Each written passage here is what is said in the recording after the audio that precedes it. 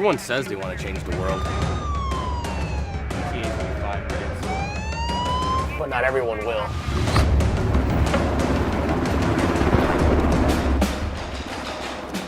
We are not everyone.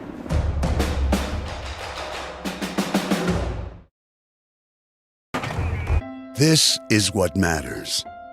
This is beyond X's and O's. This is the difference mutual respect makes. This is what character looks like. This is what defines us in South Dakota. This is sportsmanship. School sports, it's not the outcome that matters most, but the way the games are played. This message presented by the South Dakota High School Activities Association and the South Dakota Interscholastic Athletic Administrators Association.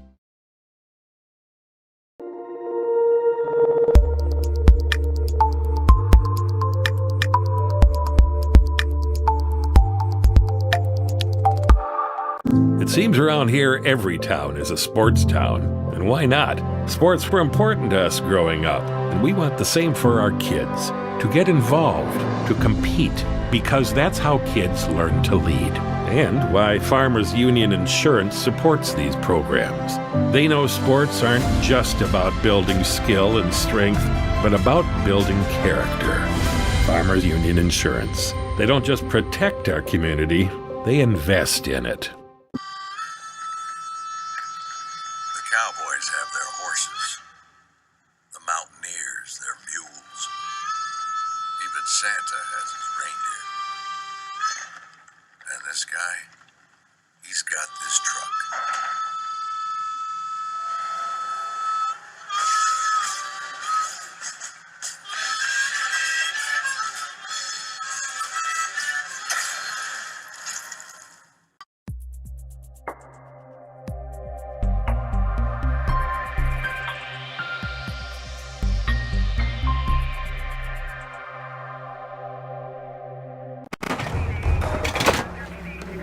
Everyone says they want to change the world.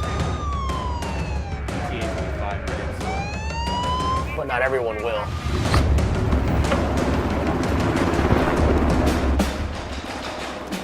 We are not everyone. Life's an adventure. This is Jason with Dakota Carpet Restoration. Leave the cleaning to me. Don't cry over spilt milk, Kool-Aid, or whatever it is. I can help make your carpet look new again. Your carpet should be professionally cleaned every 12 to 18 months. If your house is underwater, no problem. Call us right away. Even if it's 3 in the morning, we'll take care of the water damage before mold sets in. Dakota Carpet Restoration, based in Platte, South Dakota. 605-481-8709. The clean you expect, the service you deserve. If you have seen our lot at Harry K, then you know we're having a record month. We are in need of vehicles, and a lot of them. That's right, we won't send you those mailers to confuse you. We'll just ask you to bring your vehicle in to have us look at it. No games, no gimmicks, just good old-fashioned honesty. Shop us first, shop us last. Either way, come see Harry K. Family, friends, and Fords. In that order. The Best Western Ramkota Hotel in Rapid City supports all South Dakota student athletes and their families. They are conveniently located off Interstate 90, close to downtown and minutes from the beautiful Black Hills. The Ramkota offers sports and family-friendly rates. Guests can relax for free in the indoor water park. They have 36,000 square feet of banquet and meeting space, and the award-winning Minerva's Restaurant and Bar is located on site. Best Western Ramkota welcomes everyone to beautiful Rapid City, South Dakota. When you expect more, you expect more. When you expect more, Dakota Prairie Bank, providing great service right from the start. It's our promise to you that sets us apart. With every handshake and a smile, we go that extra mile. When you expect more, you expect more. When you expect more, Dakota Prairie Bank. The Corner Station Convenience Store and the Crossing Pub are both conveniently located on Pleasant Drive in Pierre, South Dakota. At the Corner Station, grab your favorite hot and cold beverages and snacks while filling your vehicle up with Cenex brand gasoline. The Corner Station also features a super tunnel car wash to keep your vehicle sparkling clean. At the Crossing, grab a cold beverage and check out their selection of appetizers while watching the Stanley County Buffaloes and Pierre Governors live on their big screen televisions. Best of luck to all area students from the Corner Station and the Crossing. What is it you look for in your next used vehicle? Who owned this car last? Has it ever been in a wreck? I wonder if they took care of it. Well, here at Harry K, we're going to give you a little peace of mind. Introducing the Harry K Certified Used Cars. All of our certified vehicles will come with a copy of the repair order, a Carfax, 200-point inspection, 3 years of oil changes, and get this, 1 full year of bumper-to-bumper coverage. Yep, 1 full year. Now that's peace of mind. Those other guys don't do that. Harry K. Ford. Family, friends, and Fords. Always in that order. What is it you... Grossenberg Implement is a family-friendly company, and their employees know this. If you are thinking about upgrading some equipment, they hope you will give them a chance to earn your business. They don't believe in pushy salesmen to make a sale. The staff is instructed to sit down with you and to find out what will work best for you and your operation. With John Deere Financial, they have regular, low-rate, fixed-rate notes, lease options, and waivers depending on which equipment you're looking at. Grossenberg sales staff likes to make farm site visits, mostly because it gets them out of the office. So give Grossenberg sales staff a call today and see what options are available for you and your operation. The South Dakota Army National Guard helps you get an education and prepares you for life. Joining the South Dakota Army National Guard gives you more than just pride that comes from serving your country. You can earn benefits that help pay for your education and expenses, and you can complete your education while you serve. The South Dakota Army National Guard offers many programs for every type of student, whether you're still in high school, attending college, or working toward a vocational certification. For more information, visit our Facebook and Instagram pages or at nationalguard.com/SD. The South. At Jan Bussey Ford & Highmore, they've been building partnerships for life by treating customers right, offering a low-pressure sales process, no haggling over price, passing low overhead savings on, and providing a Ford-certified service department fixing it right the very first time. If you're looking for a new Ford, a quality pre-owned vehicle, a new or used ATV, or a trailer, stop by Jan Bussey Ford & Highmore and experience the difference. Jan Bussey Ford, building partnerships for life. Is what matters. This is beyond X's and O's. This is the difference mutual respect makes. This is what character looks like. This is what defines us in South Dakota. This is sportsmanship. School sports, it's not the outcome that matters most, but the way the games are played. This message presented by the South Dakota High School Activities Association and the South Dakota Interscholastic Athletic Administrators Association. Life's an adventure filled with excitement, challenges, and achievement. Farmers Union Insurance can provide you the safety net to keep you moving toward your goals and enjoying life's rewards. With multiple locations across the state, Farmers Union Insurance agents provide quick quotes and professional services you deserve. Since 1948, Farmers Union Insurance has focused on insuring the people of South Dakota. From the most remote quarter section to the busiest intersection, Farmers Union Insurance, insuring a brighter tomorrow. This is Jason with Dakota Carpet Restoration. Leave the cleaning to me. Don't cry over spilt milk, Kool-Aid, or whatever it is. I can help make your carpet look new again. Your carpet should be professionally cleaned every 12 to 18 months. If your house is underwater, no problem. Call us right away. Even if it's 3 in the morning, we'll take care of the water damage before mold sets in. Dakota Carpet Restoration, based in Platte, South Dakota. 605-481-8709. The clean you expect, the service you deserve. If you have seen our lot at Harry K, then you know we're having a record month. We are in need of vehicles, and a lot of them. That's right, we won't send you those mailers to confuse you. We'll just ask you to bring your vehicle in to have us look at it. No games, no gimmicks, just good old-fashioned honesty. Shop us first, shop us last. Either way, come see Harry K. Family, friends, and Fords. In that order.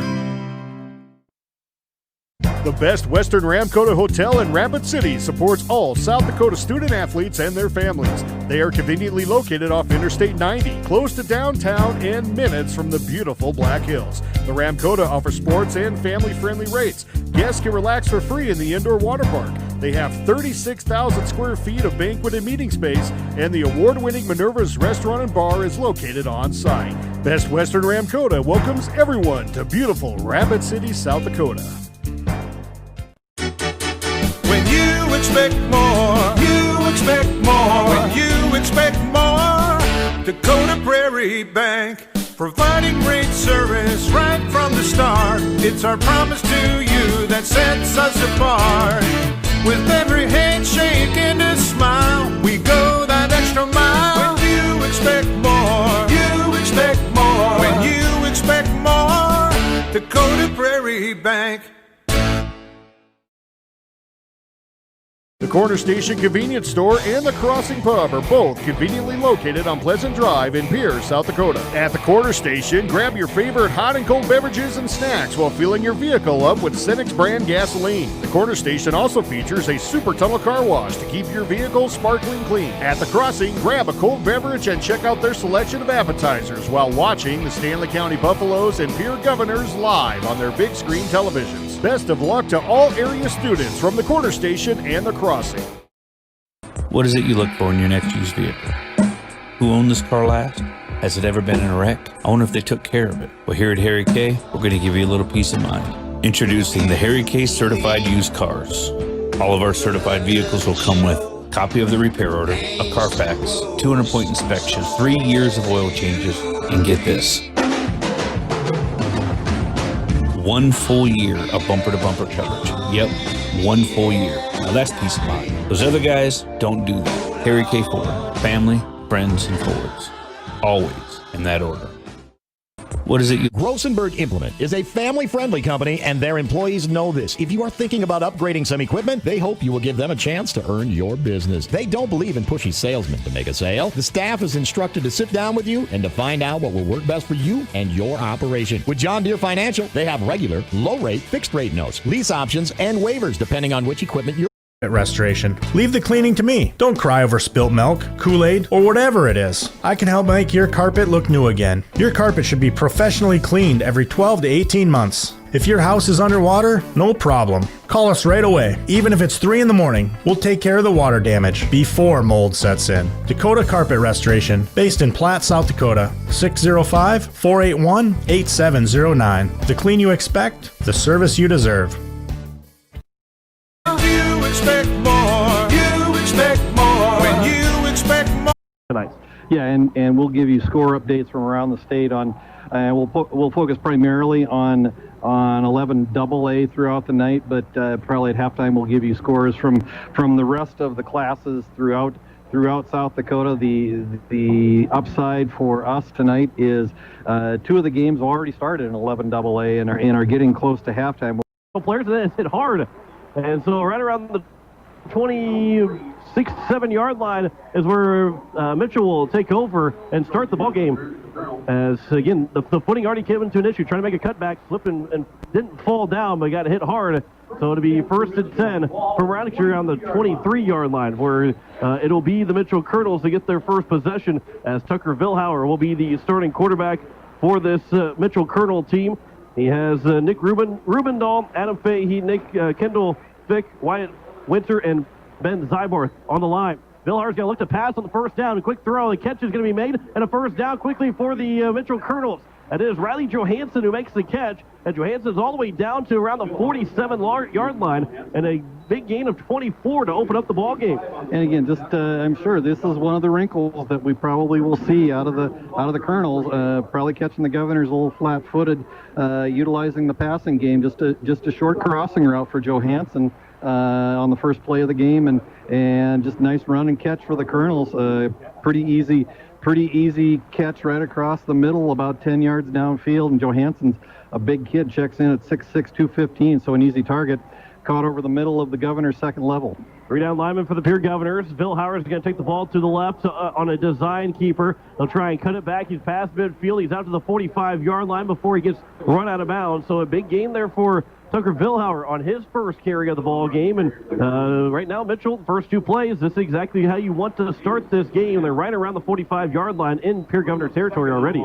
Yeah, and if Mitchell keeps finding success, very reminiscent of how the game started 2 weeks ago, where Mitchell took, I think it was like a 6-play drive initially after they took the opening kickoff, went right down and put 6 points on the board. A handoff trying to go up the middle are the Kernels, and a small gain from the 45 on the left-hand side towards the Mitchell side to the right-hand side, as it was Grosdidier that got the handoff. He picks up maybe one, or a long two here for the Mitchell Kernels, and going into third down. No Parker Phillips on that in the first 3 plays so far, which is kind of rare for this Mitchell Kernel team.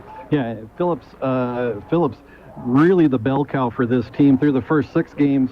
Over 1,200 yards rushing in the first 6 games, but in the last 3, just under 150. 3rd and 2, handoff for Phillips. He's going to get to the outside. He's going to get a first down. He's at the 40, trying to cut it back to the 35. He's going to be pushed out of bounds right around the 35-yard line. So Phillips gets a handoff on cue, and he picks up about 9 yards for the Kernels in a first down. Yeah, just a straight handoff, and Phillips got to the edge in 4th play of the game before Phillips touches the ball, but good positive yardage for him as he gets to the edge around the far side of the Governor formation, and before he's pushed out of bounds on the far side by number 88, Cord Ellis, the Governor safety. He didn't have 9 yards until his 5th run of the game, as they'll try reverse here. Phillips, he's out to the right side. He's going to block. He's out to the 20, to the 15, to the 10, 5. He dives for the pylon, and he is going to be out of bounds or in the end zone for a touchdown. And Mitchell Kernels have a 5-play drive, and they get on the board first. 35-yard run for Parker Phillips. And Mitchell, just like they did 2 weeks ago, start out and a quick drive and take the lead. Yeah, and that was just a counter play to Phillips as Vilhauer took the snap out of the pistol and went to his left. Phillips came back and had a nice hole on the near side, and once he got through that first level, then it was just a foot race to the pylon, and Cord Ellis tried hard to get him out of bounds just before he got to the end zone, but Phillips was able to sneak it across, and with the extra point being good, Mitchell's up 7-0 with 10:17 to go here in the first quarter. It is a 7-0 lead for the Mitchell Kernels. Back in 30 seconds. You're listening to Pierre Governor Football on today's KCCR. Today's KCCR.com. Life's an adventure. This is Jason with Dakota Carpet Restoration. Leave the cleaning to me. Don't cry over spilt milk, Kool-Aid, or whatever it is. I can help make your carpet look new again. Your carpet should be professionally cleaned every 12 to 18 months. If your house is underwater, no problem. Call us right away. Even if it's 3 in the morning, we'll take care of the water damage before mold sets in. Dakota Carpet Restoration, based in Platte, South Dakota. 605-481-8709. The clean you expect, the service you deserve. The Pierre Governors are trailing in a playoff football game that comes in the first drive, a 5-play, 77-yard drive with a 35-yard run for Parker Phillips, and the Mitchell Kernels are up on the board first.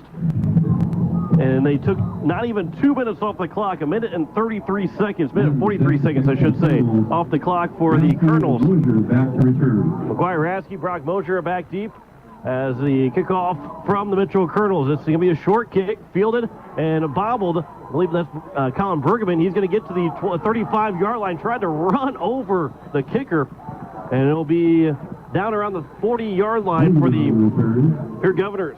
Yeah, and if Brueggemann's able to sidestep the kicker, he's got a lot of green space in front of him, but Brueggemann's the kind of kid who's more likely to run over top of you than try to sidestep you, and that's exactly what he tried to do to Joe Hayden, the 5'11", 140-pound kicker, and a battle he won, but Hayden was able to get enough of him to get him on the ground. So here's Lincoln Kernels for the Pierre Governors in the pistol formation. Handoff for McGuire Rasky. He's going to stutter step at the line. He's going to pick up a couple, about 3 yards, 4 yards to the 44, and it's going to be second and around a long 6 here for McGuire Rasky, who's got now, with another 2 yards, will have 1,300 yards in the season, almost 200 attempts and 1,300 yards. He's averaging 6.7 yards a carry, 24 touchdowns on the ground with a couple more receiving touchdowns. He has found the end zone nearly 30 times here this year. Here's a second and long 6 from McGuire Rasky to get handoff again. He sidesteps one man. He's going to get around the 50-yard line. It's going to be close to the first down marker. should be enough for a first down. A gain of a long 6 for McGuire, asking a first down for the Governors. Yeah, and one of the things we talked about last week is just how consistent McGuire Rasky has been this year. He's up over 1,300 yards rushing so far now in just his 9th game of the season. At the start of his 9th game of the season, still has yet to crack a run longer than 26 yards. Which is still just one of those mind-boggling stats for a guy that has just continued to run all season long. Here's Rasky again. He gets hit first and taken down. That is going to be number 56 on the tackle, and Adam Fakey that got to him first. And it'll be gain of 2 for Rasky. And again, this is probably what we're going to see for the Pierre Governor, especially in this first drive. Get Rasky going, make him feel pretty good. They're going to split him out wide here for an empty backfield, but it doesn't take out the run because Lincoln Kernels has been run the ball well as of late, too. 2nd and 8 from the 48-yard line in Mitchell Governor territory. 8:45 left to go in the first quarter. And Kernels will take it on a design run. Up to the right side, he's going to dive forward. He's going to be a good third and manageable here for the Governors as he gets to about the 42-yard line. So a gain of 6, and it's going to be 3rd and 2 here for the Governors. Yeah, and 2 weeks ago, Lincoln Kernels had his best game of the year as he had right around 200 yards passing and coupled that with over 100 yards rushing. So I'm sure that Coach Steele and the rest of the staff is looking for him to maybe not duplicate that effort, but at least have something similar tonight.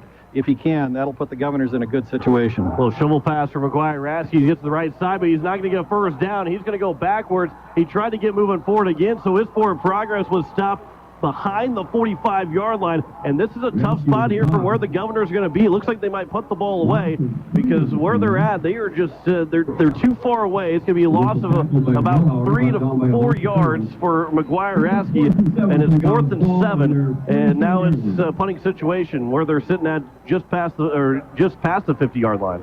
Yeah, just on that shovel pass, just a play where Rasky just could not get to the edge and could contain on the far side by the Mitchell Kernel defense and really wrapped him up, and he didn't have anywhere to go. Lincoln Kernels almost slipped and fell on the punt attempt, but it's a good punt all the way back to around the 15-yard line, and a quick tackle by, it looks like Brock Mosier got over there first along with Reagan Mulwig, and a flag is going to be down. So, and that one's on right around where the tackle is made, just a couple of yards away from where the tackle is made, so we'll wait to see what the official will say is going to be for the penalty. And it'll be 1st and 10 for Mitchell, regardless, as that one was well after the punt.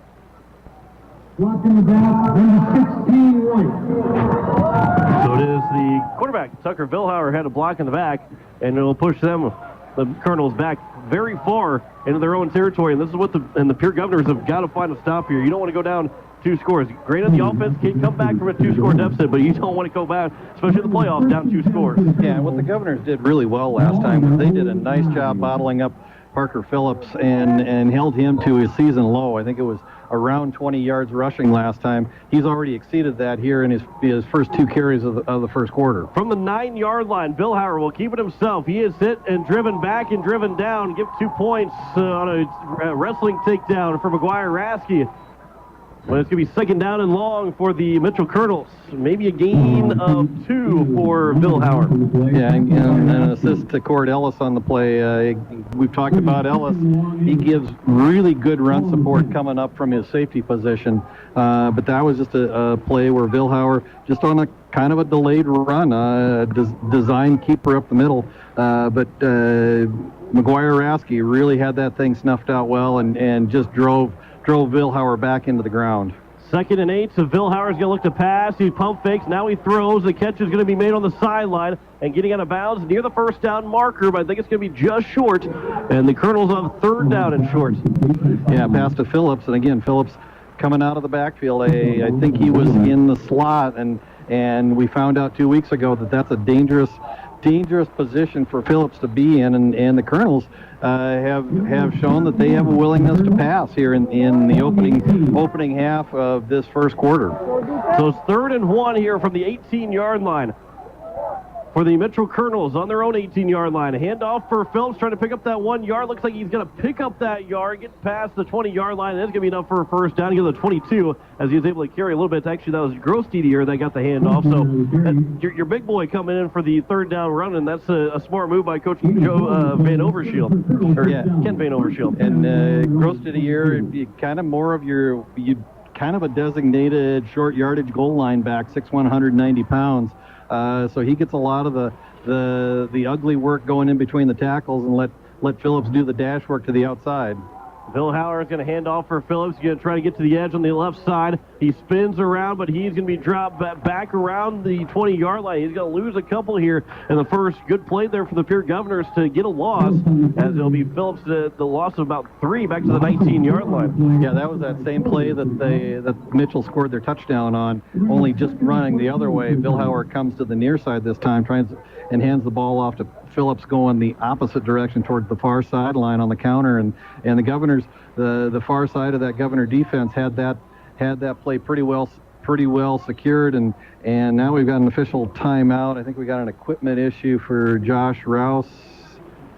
Does not look like he has to come out of the game, which is a big plus. He anchors the middle of that Governor defense really well. Second and a long 13 here, 5:28 to go in the first quarter. Bill Hauer's going to look to pass. He's going to throw over the middle, looking for Johansson. He's going to throw it too long, and it'll fall incomplete. As, again, Johansson made that first catch for 25 yards to open up the play, but it'll be 3rd down and 14 here for the Mitchell Kernels, and this is a play that the Governors are going to find their way, their defense to get off the field and get their offense back on. Yeah, Kernels already thrown the ball 3 times, 2 completions.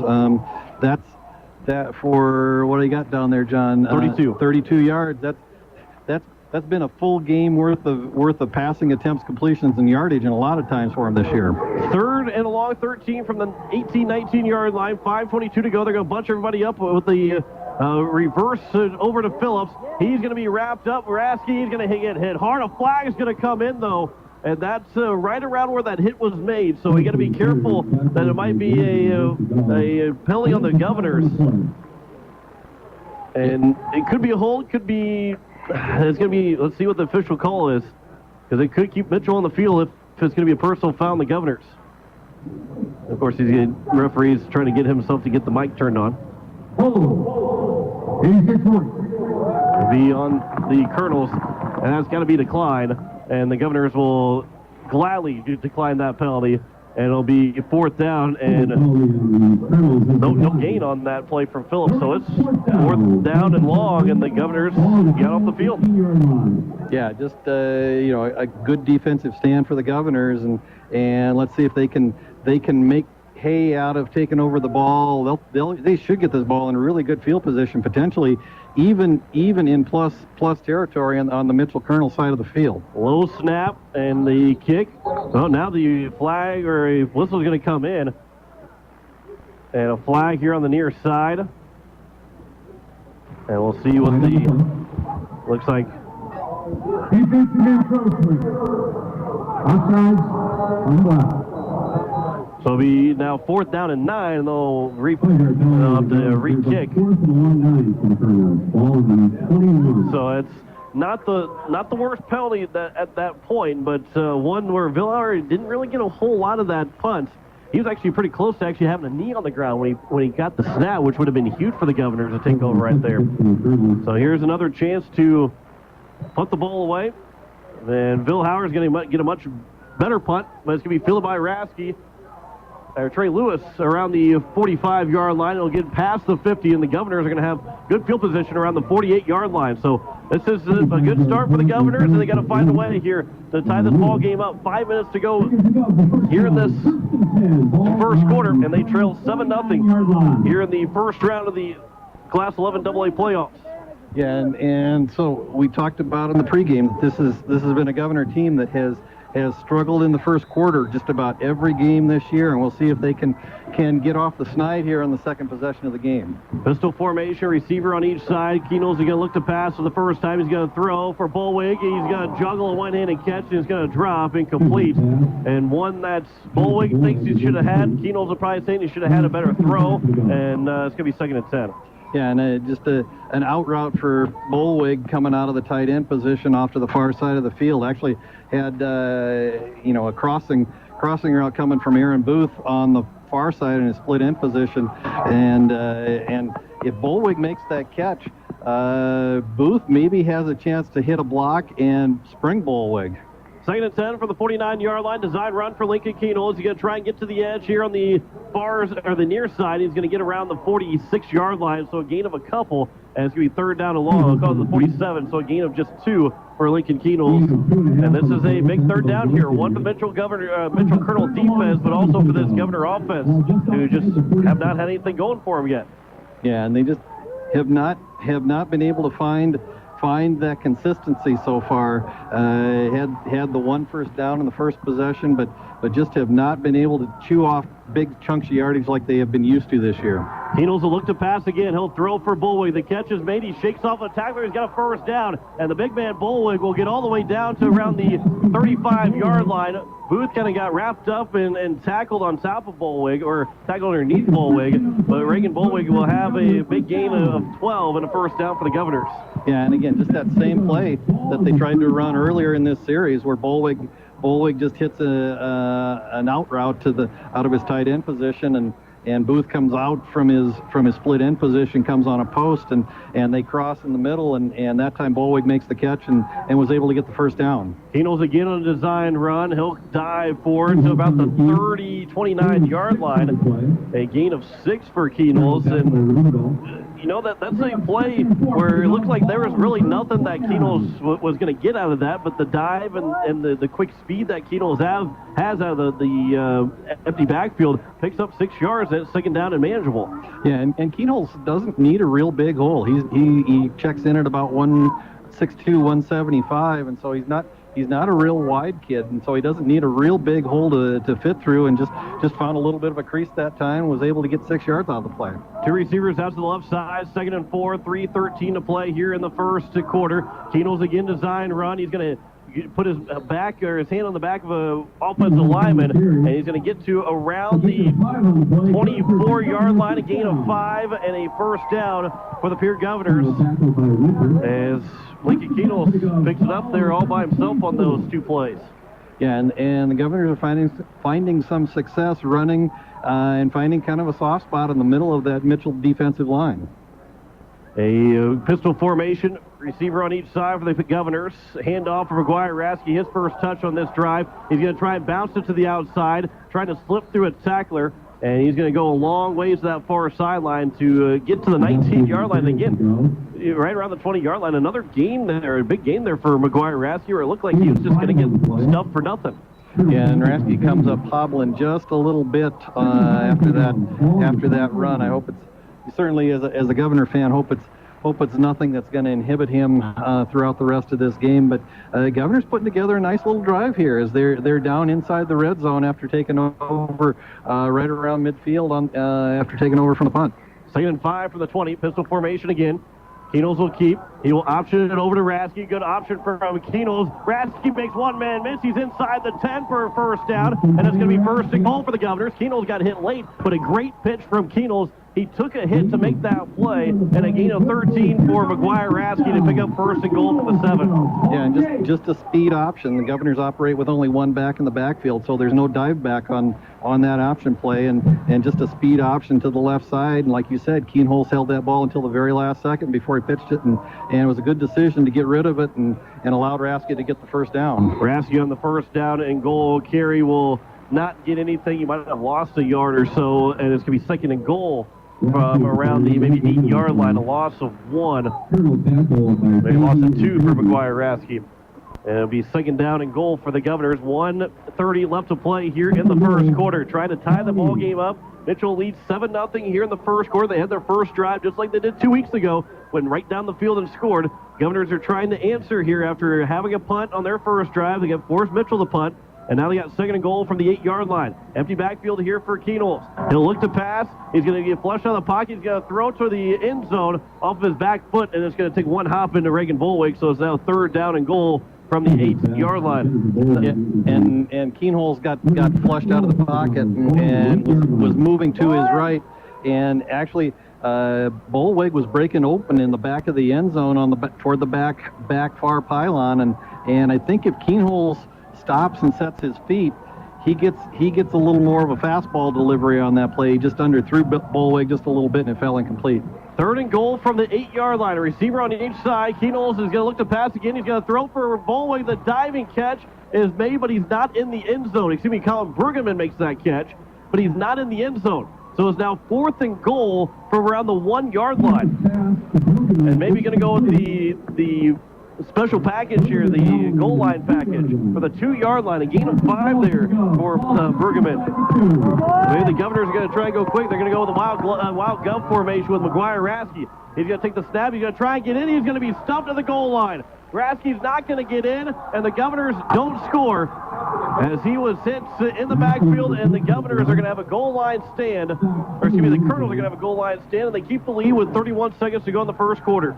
Yeah, Adam Fahey comes out of his near side, outside linebacker position, and just really blew that play up in the backfield. It was just a direct snap to Rasky out of what you call the wild gov formation. He just was trying to go right behind the center of that offensive line, and that's a play they have run to some success earlier in the year. But Fahey just came in off the edge and took Rasky down, and unfortunately for the Govs, they come up empty on their second drive, and now looks like we got a Mitchell timeout.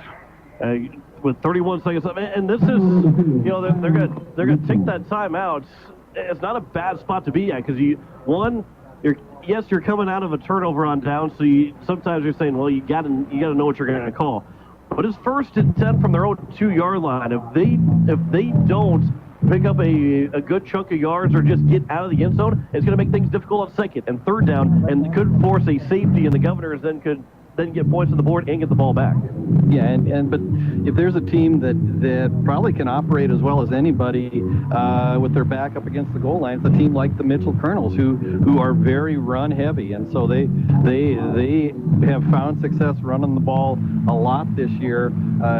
So it would not surprise me if you see Vilhauer, Grostadier, their two bigger backs, or maybe try to just punch some up the middle, or actually try to get Phillips to the outside and see if he can generate something once it gets to the edge. The 1st and 10 from the 2-yard line coming out of the timeout. Could be the final play here in the first quarter with just 31 seconds to go. The Governors might be trailing at the end of the first quarter for the 2nd straight week.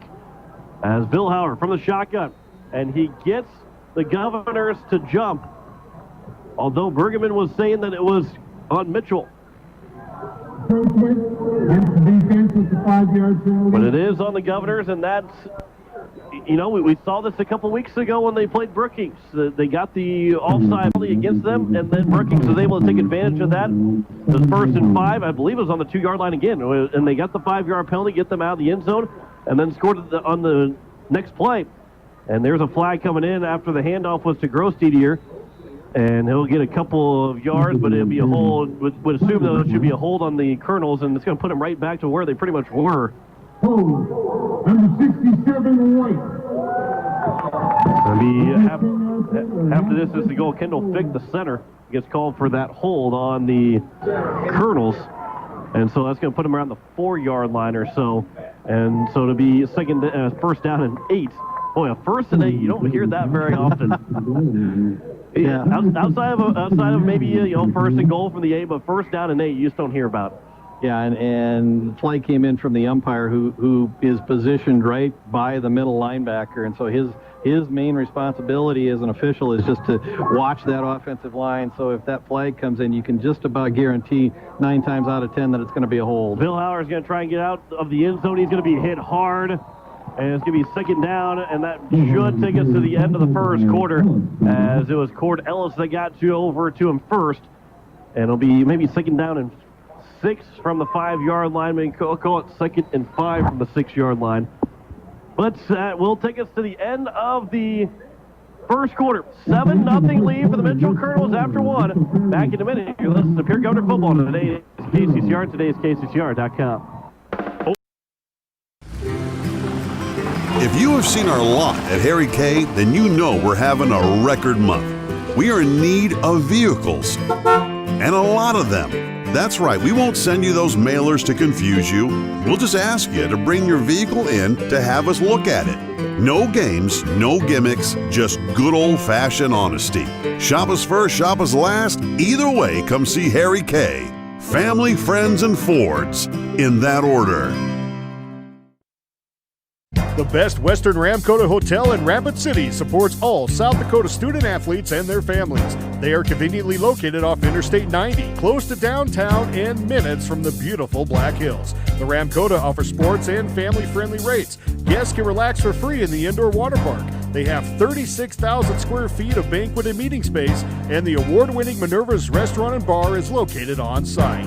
Best Western Ramkota welcomes everyone to beautiful Rapid City, South Dakota. Kernels as we head to the second quarter. John Winkler alongside Greg Dean, and the Kernels right now, really nobody's got the upper hand in terms of really starting to gain a lot of yards, but the Metro Kernels have the upper hand because they're winning 7-0 right now. Yeah, and the Governor defense, other than that first drive, has actually done a good job in really bottling up this Mitchell Kernel offense again so far. Bill Hauer will hand off, and it'll be up the middle. It's going to be third down here and manageable for the Kernels, as it was Gross DDR that got the handoff. He's going to be right around the 13-yard line. Gain of 7. Actually, it is a good for a first down. So it is first and 10 from the 13-yard line. Gross DDR got 12 yards on 3 carries so far, and he's picked those 12 yards have been all hard-earned for Gross DDR. Yeah, like we said, he's kind of the short yardage goal line type back, and his job is to take that ball and run between the tackles, and he's been pretty effective so far tonight.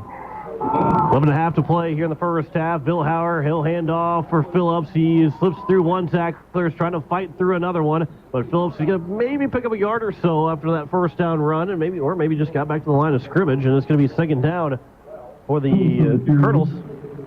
We'll call it no. They're going to lose 2 yards. Be second 12. Yeah, Phillips just on a straight handoff up the middle, tried to bounce it to the outside, and almost was able to get away from a couple of Governor arm tackles before he was swarmed by a couple of other Governor defenders on the left side, and fortunately the Governors were able to get him on the ground, because we've talked about how explosive Phillips can be. He can score from just about any point on the field every time he touches the ball. Bill Hauer looked to pass, a throw. Johansson's got the catch. He's got a first down. He's going to be shoved out of bounds around the 25-yard line, a gain of 14. And Johansson has picked up 2 catches here so far in this first half. He's got 39 yards on those 2 catches. Yeah, and last year when the Governors played in Mitchell, the Kernels had a hard time moving the ball in the first half, and so the Kernels made a change at halftime, brought Bill Hauer at that time. He was just a sophomore, brought him in to play quarterback in the second half, and he and Johansson had several connections, and Johansson's a big target, like we said, at 6'6". They're going to go with Phillips on a counter play, and he'll be knocked down right at the 25-yard line. No gain for the Kernels. Lincoln Kernels was in on the tackle, as along with Josh Rouse. Second down and 10. Maybe a gain of an inch on that play for Phillips. Yeah, Governors tonight wearing their black home uniforms, black tops, green pants, white numbers, green helmets for the Kernels. They are in all white with black numbers, black helmets with yellow numbers on the side. Second and 10 for the 25, 9:55 to go here in the first half. As Bill Hauer is going to look to pass, he's going to air it out and go deep, and it's going to be off the fingertips and dropped for, not even really dropped, just off the fingertips and incomplete, as it would be third down and 10. Yeah, and just Phillips out of that slot position on the far side, running a wheel route, but tonight McGuire Rasky out of his far side linebacker position, stride for stride with Phillips all the way down the field, and luckily for the Governors, that was a nice ball thrown by Bill Hauer, probably and we've seen him throw some nice balls when the Kernels and the Governors have matched up over the last couple of years. That one just outside of Phillips' reach. Third down and 10. Bill Hauer is going to roll to his right, trying to keep it himself and trying to pick up that first down. He's past the 35-yard line where he's got to get enough for a first down. He's going to have enough for a first down. On third and 10, they run the football with Bill Hauer, and they pick up maybe 11. And it's enough for a first down. Yep, a gain of 11 for Vilhauer. Yeah, and that's kind of the old student body right. I mean, just a direct snap to Vilhauer, and he goes out with a lead guard going around the far side, along with a couple of backs in front of him, and the Governors were not able to keep contained. And once Vilhauer got to the edge, he's got good speed, and he runs hard and is able to get a first down on that 3rd and 10 play. 1st and 10, 9:39 to go here in the first quarter. Vilhauer's going to keep it himself right up the middle, and Kernels is able to make a touchdown-saving tackle. Ran straight into Vilhauer, but he ran right through the teeth of the defense of the Governors, and he picks up 12 yards for a first down, and they're getting inching closer to the 50-yard line, still in their own territory. Yeah, and an option play for the Kernels on that play. Vilhauer had Phillips coming to the near side, and was kind of riding him on an option belly, and just pulled the ball out of Phillips's stomach at the very last second because he saw a hole open up the middle, and was able to get that first down yardage on that play. Already the 9th play of the drive, they haven't crossed midfield yet. So handoff for Grosdidier. He's wrapped up, and he's going to be thrown down. A good play there for the Pierre Governors, as Grosdidier is not going to get much of anything.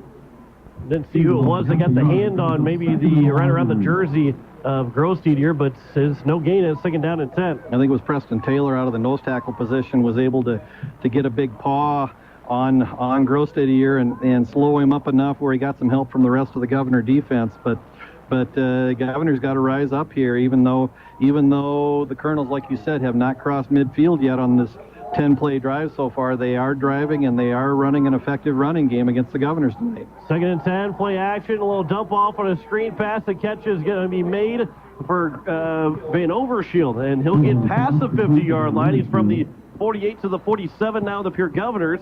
A gain of 5, and it's going to be 3rd down and 5. Yeah, we saw 2 weeks ago that the Kernels had some success in running the ball with Van Overshield out, and he's a strong young man. He's kind of built like a little bowling ball, and if he ever gets ahead of steam, he's going to be tough to bring down. But Colin Brueggemann right there snuffed out that screen pass, was able to get him on the ground. Another counter for Phillips. Is he going to try and get to the edge? He'll be pushed out of bounds. Does he have enough? I don't believe he's got enough for a first down.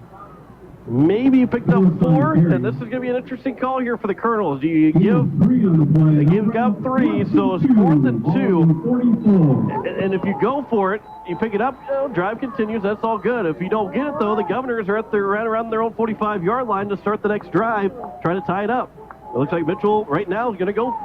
They're going to go for it here. Yeah, and I think this is probably a good call if you're the Mitchell Kernels. You've been able to run the ball fairly effectively, especially on 3rd down so far tonight, and they need a long 2 in order to pick up this first down from the Governor 45. Vilhauer, he's got a big package in there. Grosdier's going to get the handoff, but a flag's going to come in here, I believe, and it looks like it's going to be on the going to be false start on the Kernels. So that's going to back him up 5 yards. That's now 4th and 7, and that now maybe changes it will change the play that you're going to run. It looks like now Mitchell will send out the punting unit to put this one away because they're at their own 50-yard, I guess at the Governor's side of the 50-yard line. Yeah, and that penalty changed the whole complexion of that 4th down play. 4th and 7 plus is a whole different situation, especially with the ball sitting at midfield, and so the Kernels elect to punt. Probably a good decision right now for Coach Van Overshield. As Vilhauer is the punter, and he will punt it away. And be a line drive punt. Didn't get all of it, did Vilhauer, but it'll be for the Pierre Governors right around their own 25-yard line, 20-yard line, where they will take the next possession. Greg, that was an 11-play drive that resulted in a punt from the 50-yard line. That was a long drive that only got to the 50-yard line. Yeah, 11 plays, 48 yards. They took over on their own 2, and chewed a lot of time off the clock. We're down to 7:35 here left in the second quarter. Mitchell leading 7-0, but we'll see if the Governors can respond here midway through the second quarter. They've had one good drive. Now they need to put another one together right here. Lincoln Kernels will look to pass here on first down. He's going to throw for Bullwick. He makes the catch. He can't make the one guy miss, and it'll be first down and 10 here for the Pierre Governors. Excuse me, that's Jack Merkwan that made the catch.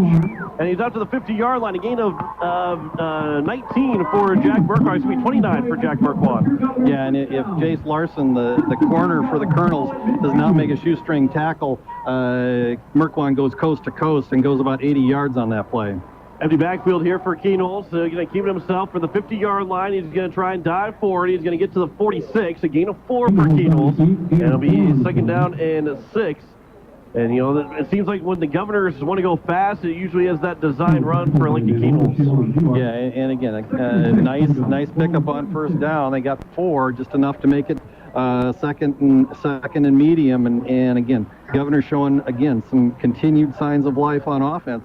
What they need to do right now is they need to put some points on the board out of this drive. Second and 6 from the 46, 6:40 to go here in the first half. Handoff for McGuire Rasky. He finds a hole. He's got up for a first down. The strength of McGuire Rasky will keep pushing forward. Some of the offensive linemen, Colin Bergman, Gunnar Gearing, they're all there to help push him a little farther, and he's out to the 33-yard line, a gain of 14 for McGuire Rasky.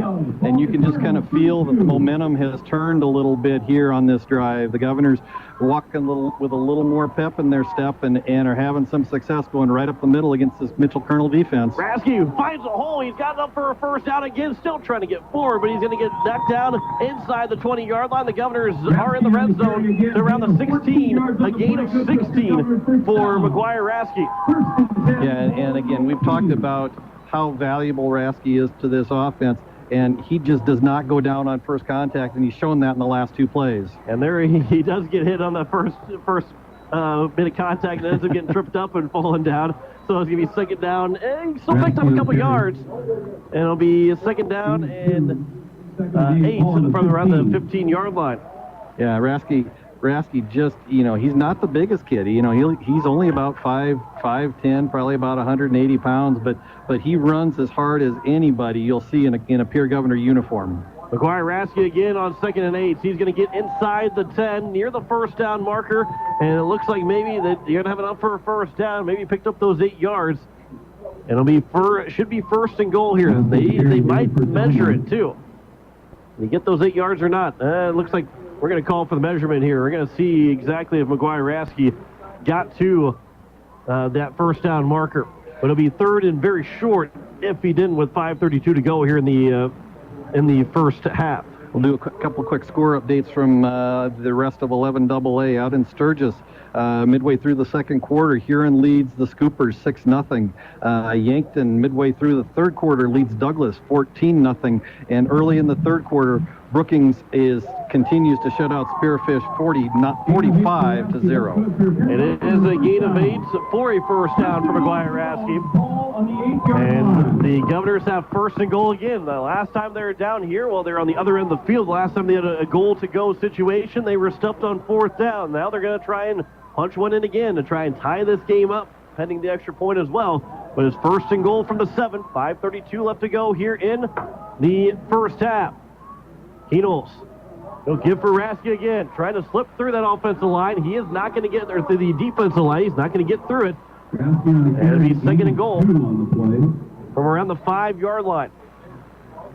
Ben Seabarth and Adam Fahey corral Rasky that time for the Kernels after a gain of about 2. And again, the Governors just need to continue to chew up yardage, and they really need to get some points on the board here before halftime with 4:56 to go in the second quarter. Kernels will pitch it again for Rasky. He's going to try and get to the end zone. He dives. He gets hit into the end zone for a touchdown. McGuire Rasky from 6 yards out says an extra point away from tying this ball game up with 4:49 to go here in the second quarter.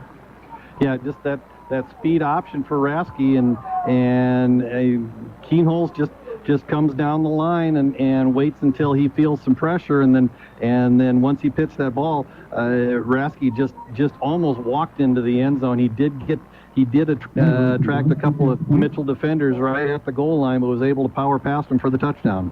Carson Miller trying to tie it up. High snap, and it is going to be blocked for the Mitchell Kernels. So it is 7-6, and Mitchell leads by 1 with 4:49 to play here in the first half. Back in 30 seconds. You're listening to Pierre Governor Football. Today's KCCR and today's KCCR.com. When you expect more, you expect more. When you expect more, Dakota Prairie Bank, providing great service right from the start. It's our promise to you that sets us apart. With every handshake and a smile, we go that extra mile. When you expect more, you expect more. When you expect more, Dakota Prairie Bank. The Corner Station Convenience Store and the Crossing Pub are both conveniently located on Pleasant Drive in Pierre, South Dakota. At the Corner Station, grab your favorite hot and cold beverages and snacks while filling your vehicle up with Cenex brand gasoline. The Corner Station also features a super tunnel car wash to keep your vehicle sparkling clean. At the Crossing, grab a cold beverage and check out their selection of appetizers while watching the Stanley County Buffaloes and Pierre Governors live on their big screen televisions. Best of luck to all area students from the Corner Station and the Crossing. Time after time, and as you get into these late second quarter situations, if the Governors can get the Kernels in second, third, and long, you may see Steele try to use one of those timeouts and try to get the ball back. Phillips will slip through a tackler. He's out of the 40. He's going to try and cut it back, spin around, and that one might have cost him a few extra yards. He's going to get to the 44, 45-yard line. If he would have just kept moving, he might have been pick up a couple more, but looks like there's a flag, though, at the end of the play. So where that's at, too, maybe the Governors are going to get called for something here. If not, maybe a hold on Mitchell. Wait to see what the official ruling is. Yeah, that flag came in real late after the play was over, so this is likely some kind of personal foul and sportsmanlike conduct. It could be on either team. We'll see which way the officials rule. As we have the referee mic'd up for the evening. It's a personal foul. He didn't. Maybe the mic wasn't on there. Personal foul on the Governor. So that's a 15-yard penalty that puts them from the Colonel 45 now to the Governor 40-yard line. So that's a huge penalty against the Governors and a real short field now for the Mitchell Kernels. Yeah, and that's unfortunate for the Governors because they had Phillips kind of bottled up back around the 20, between the 20 and the 30. He was able to slip out of a tackle, get some good yardage, and then the personal foul added another 15 yards on the end of that. Bill Howard will get the carry himself to the 35-yard line, a gain of 5. It'll be second and 5 here for the Kernels as Bill Howard's up to 39 yards rushing through his 6 carries. 4:18 to go, second and 5 from the 35, and the Kernels lead by 1 here late in the first half. Yeah, and again, that was that option play where Bill Howard just rides Phillips as he's coming to the near sideline, and he pulled it at the last second and was able to find 5 yards up the middle. 2 receivers out to the right side from the shotgun. Bill Howard, he's going to roll to his right, and he's going to keep it himself again. He's going to slip through a tackler. He's going to break all the way down to the sideline, and he's going to be inside the 20-yard line. I don't know how Bill Howard got through all of that, but he's able to pick up a big chunk and a first down here for the Kernels as he's going to be right around the 15-yard line. Gain of about 18 here. Yeah, and again, just that direct snap, student body right play where Bill Howard just takes the snap and immediately heads to the edge, and he gets 2 backs and a pulling guard out in front of him, and the Governors have not been able to get contain on that and bottle that play up tonight. So inside the red zone now here for the Mitchell Kernels as Bill Howard again, he'll go with the counter to Phillips. And Phillips will try and power his way towards the 15 and the 10, but he's going to be run down, and it'll be right around the 11-yard line. A gain of about 6 for Phillips.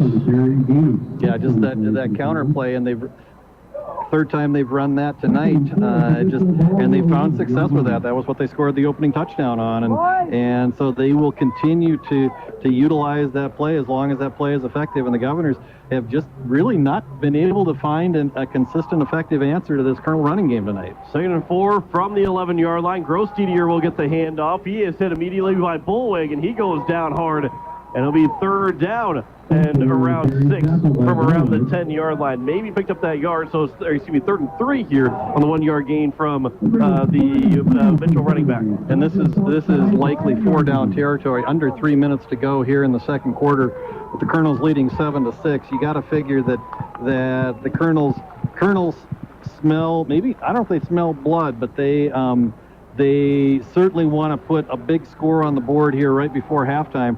The Governors will get the ball to start the second half. But I'm sure Mitchell wants to do everything possible to put the Governors in as deep a hole as possible going into halftime. 3rd and 3, and Coach Kenton Van Overshield's got to take a second time out. And I was going to say that too, with how the Kernels were driving in this drive here. They were going to score too quickly, where the Governors could have had plenty of time to go down, score, and get the second half kickoff, score again, and Mitchell's offense would have been feeling pretty good about themselves, but still somehow trailing by the next time they got the ball. Yeah, and so this is a big couple of plays for the Governors right here. 3rd and 3, Kernels have the ball on the Governor 10-yard line, 2:30 to go before halftime. The Governors need a couple of big defensive stops right here to try to keep the Kernels out of the end zone. If they can do that, generate a little momentum, maybe even put a score up before halftime, and then get the ball to start the second half. That's going to be what they need, but they just have not consistently been able to bottle up that Kernel rushing game tonight. And the Governors got to find a way to get stopped here. And if you're Mitchell, might be 4-down territory. You might try a field goal here. You haven't had so much success here with the field goal this year, but this might be the time where a field goal could win or lose you a ball game if you decide to take or not take that field goal. 3rd and 3 coming to the timeout. Shotgun formation for Vilhauer from the Governor 10-yard line. You're going to do an option. Vilhauer's going to keep it himself. He's going to dive, trying to get that first down. He was hit at the 10-yard line. He turned and then dove forward, and we'll see where that's going to be spotted at. Really, you're going to say you're going to go for it if it's 4th down, but it isn't enough for a first down. And it's the 1st and goal here for the Mitchell Kernels from around the 6-yard line, a gain of 4 for Vilhauer.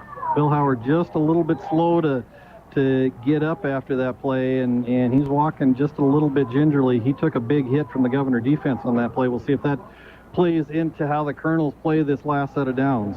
Here is going to be Vilhauer's going to keep it himself. A flag's going to come in right at the line of scrimmage as soon as the snap happened.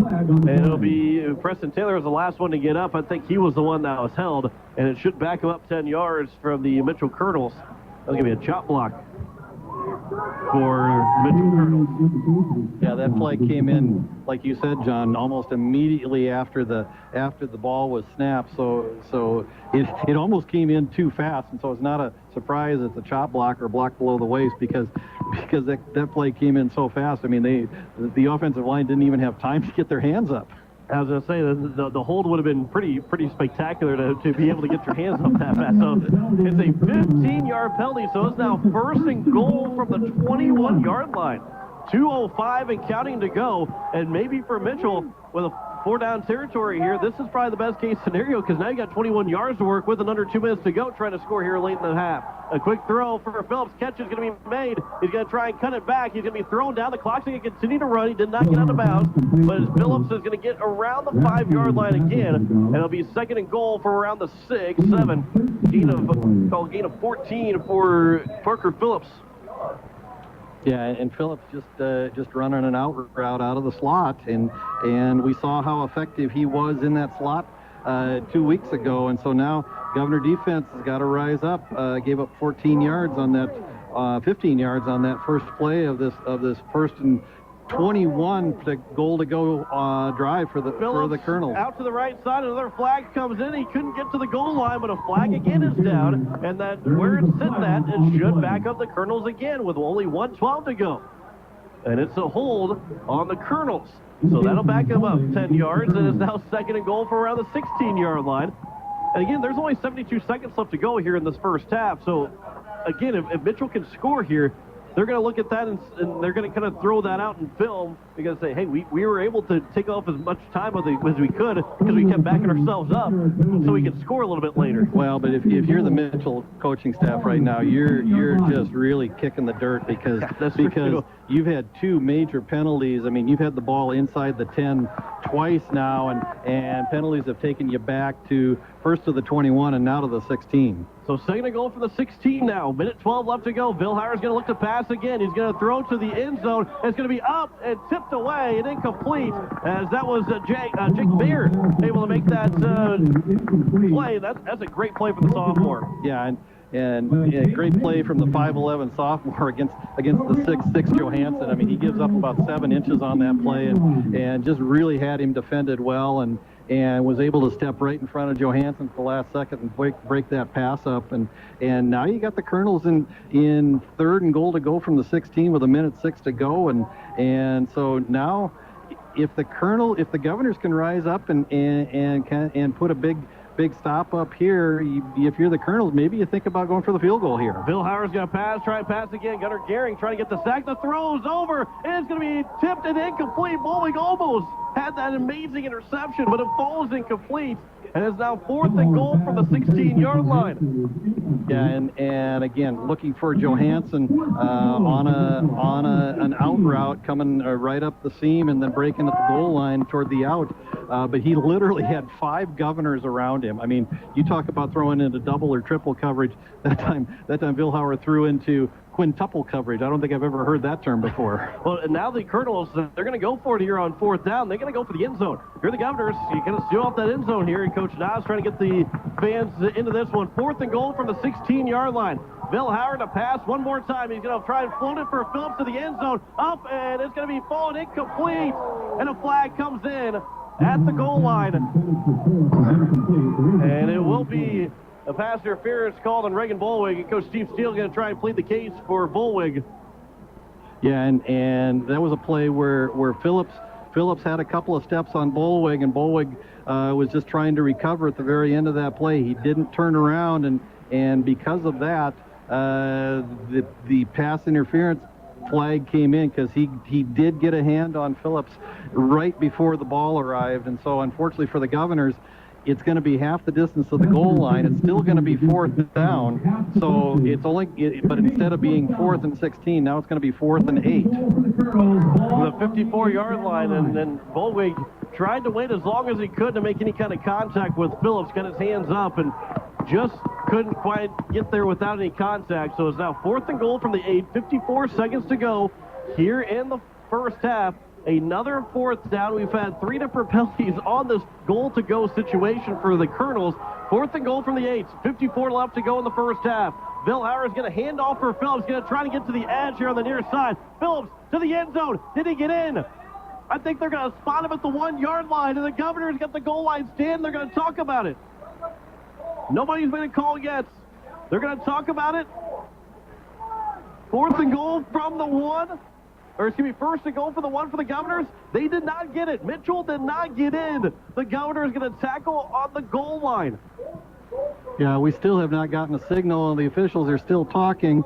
And we got a flag. Hold. Okay, so now we got to say if Steele goes, well, Steele's got to get out of the end zone, but if it's a hold and they didn't get in the end zone, they did get in the end zone. Okay, it wasn't going to be a touchdown, but there was a hold, so it's going to back him up. That's why Steele's not going to accept the penalty. I thought, because all of a sudden the referee's starting to say it's going to go this way, but I guess it says they're going to back it up. What a crazy sequence in the second quarter.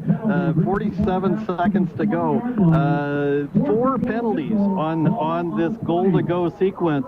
3 against the Kernels, 1 against the Governors. 4th and 20 from the Governor 20. What do the Kernels have in their bag of tricks now? Bill Howard, again, he's going to hand off for Phillips. They're going to go for a halfback pass. He was wide open, but they couldn't make the throw. The ball's on the ground. The Governors are going to get the ball just past the 20-yard line, and the Governors get the defensive stand. My goodness, what an incredible last 3 minutes of this game. I mean, this has just been wild, and the Governors get the goal line stand. Whew. Take a deep breath after this one. Yeah, and Phillips, we talked about what did they have in their bag of tricks. Well, their bag of tricks was a halfback pass, and I think they had number 2, Jace Larson, open in the end zone, and Phillips just held the ball just a fraction of a second too long, and that allowed Jake Mayer to recover, and then Phillips just held on to the ball and was put on the ground by the Governor defense. Quick throw from McGuire Rasky on this first down play. Rasky's going to try and slip through a tackler. He's still going. He's going to cut it back, and McGuire Rasky's down to the 40, to the 45, 50. He is out of bounds around the 45-yard line with 28 seconds to go, and the Governors have the clock stopped, and McGuire Rasky, I don't know how he got through it, but he was able to get a big play off that first down pass. Yeah, just a swing pass from Keenholz to Rasky, and what he's able to do is he actually cut the ball back into the middle of the field. Governors have 3 timeouts yet, and got out of a couple of arm tackles, then cut to the outside, and then it was just a foot race, and Riley Johansson knocked him out of bounds on the Kernel 46-yard line. Gain of 34 on that play. Keenholz again looking to pass. He's going to throw over the middle. The catch is going to be made, and a first down. Jack Merkwan's got the catch. And again, the Governors have all 3 timeouts. They're going to take one here. 21 seconds, and a great job by Lincoln Keenholz. There's 28 seconds left to go. So you're going to sit there and thinking, okay, I got to go quick. But he took his time, found Merkwan wide open in the middle of the field, and with 3 timeouts, you can take that wide open middle of the field pass. Grossenberg Implement is a family-friendly company, and their employees know this. If you are thinking about upgrading some equipment, they hope you will give them a chance to earn your business. They don't believe in pushy salesmen to make a sale. The staff is instructed to sit down with you and to find out what will work best for you and your operation. With John Deere Financial, they have regular, low-rate, fixed-rate notes, lease options, and waivers depending on which equipment you're looking at. Grossenberg sales staff likes to make farm site visits, mostly because it gets them out of the office. So give Grossenberg sales staff a call today and see what options are available for you and your operation. 4 or 5 seconds, you know you got to get rid of the ball, but he had a really clean pocket that time, and Merkwan, coming from the far side of the field, was able to just kind of drift into some open space against the Kernel zone, and was able to pick up that first down, and the Governors are now operating on the Kernel 33-yard line. 21 seconds to go before halftime, and 2 timeouts in the Governors' hip pocket. First and 10 from the 33-yard line. Empty backfield here. Shotgun formation for Lincoln Keenholz. 4 down linemen for the Metro Kernels. Keenholz will roll to his left. He's still rolling to his left. Now he's going to run with it. He's going to get out of bounds, and a good play there from Lincoln Keenholz to pick up a couple of maybe 6 or 7, and he'll bring up 2nd and 4 with around 15 seconds to go as they're inside the 30 to around the 26-yard line. And about another 5 to 10 yards, and you get yourself inside of Karsten Miller field goal range.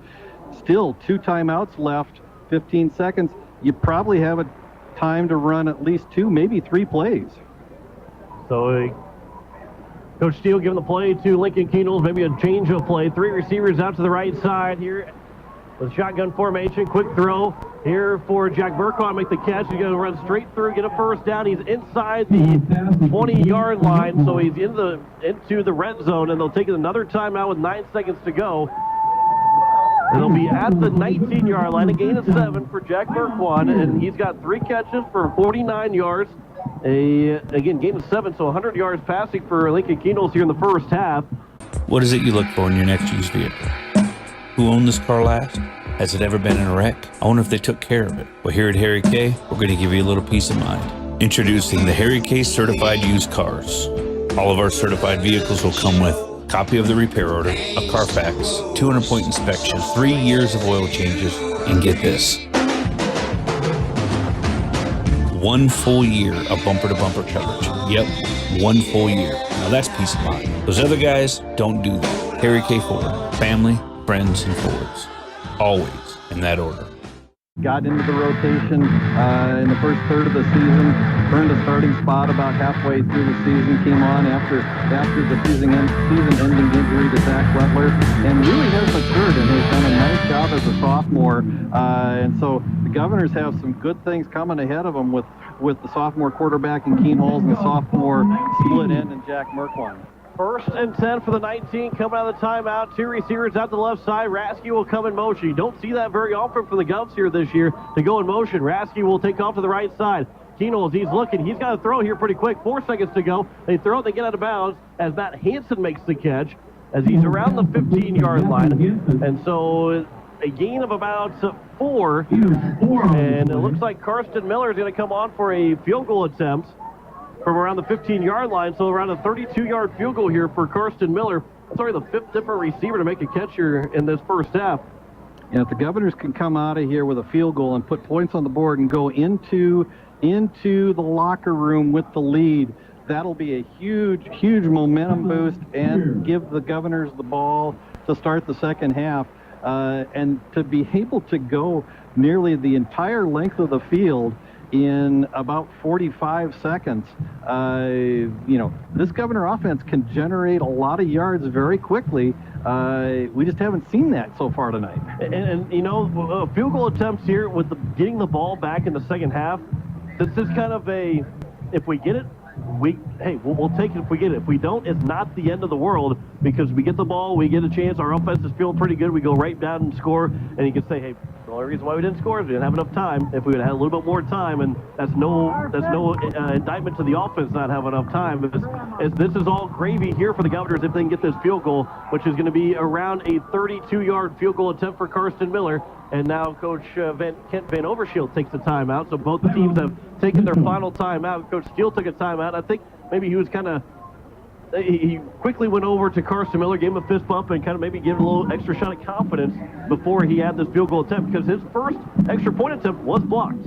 Yeah, and going back to the previous play, again, Lincoln Keenholz had a lot of time sitting in the pocket and just was able to almost had too much time. I mean, you could just see him trying to wait for somebody to break open. The Kernels stayed in that zone defense and really had the coverage locked down pretty well. And I'm sure the entire coaching staff at about the 5-second mark was yelling at the top of their lungs to Lincoln Keenholz to say, "Throw the ball!" Yeah, and I'm sure Lincoln was thinking the same thing too, because in a normal situation, that just stay there all day and try to find somebody, but you had to work against the clock there trying to get that pass attempt. So both teams took their final timeout. So this, unless there's a penalty, which we've seen on scoring attempts, has not been the cleanest trying to get points in. So here's Karsten Miller, 32-yard field goal attempt to try and give the Governors a lead at the end of the first half. Lincoln Keenholz is the holder.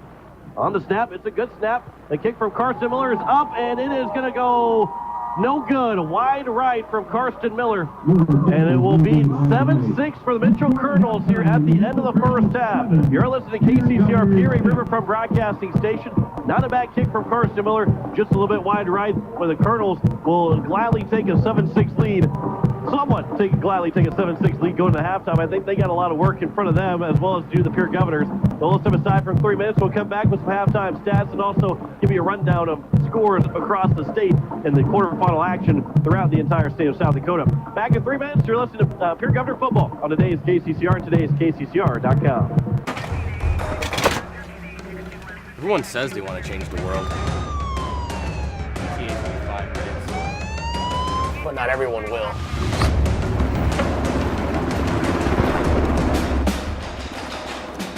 We are not everyone.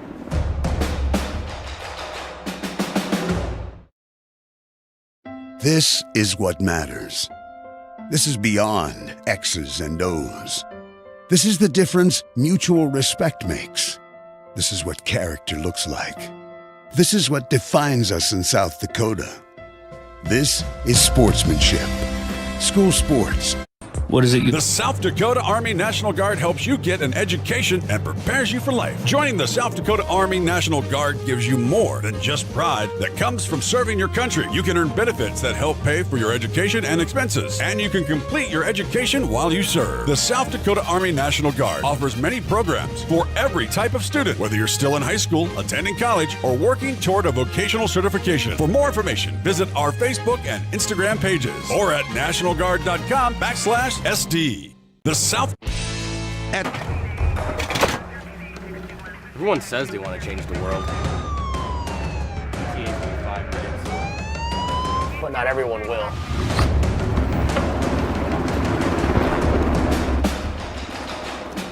We are not everyone.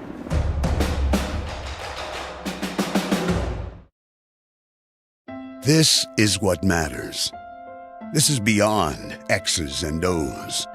This is the difference mutual respect makes. This is what character looks like. This is what defines us in South Dakota.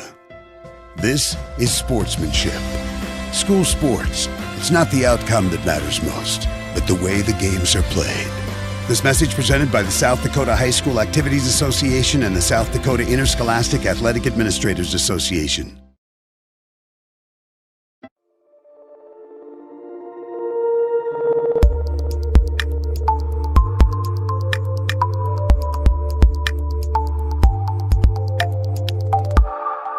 It seems around here every town is a sports town. And why not? Sports were important to us growing up, and we want the same for our kids. To get involved, to compete, because that's how kids learn to lead. And why Farmers Union Insurance supports these programs. They know sports aren't just about building skill and strength, but about building character. Farmers Union Insurance. They don't just protect our community, they invest in it. Cowboys have their horses, the mountaineers their mules, even Santa has his reindeer. And this guy, he's got this truck.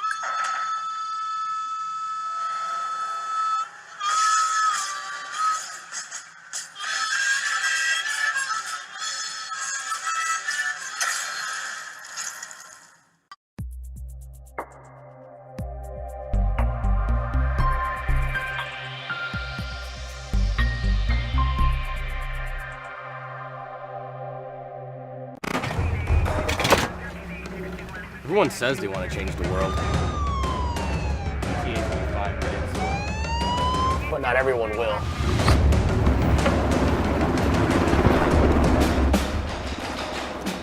We are not everyone.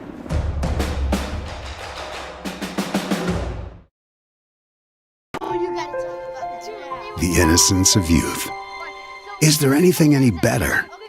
But soon they'll be in high school and facing all the same challenges you faced. How to make friends, how to fit in, how to be cool. We want our children to have everything they'll need to live fulfilling and productive lives. Make sure the kids in your family are among the more than 57,000 participants here in South Dakota who take part in high school sports or activities.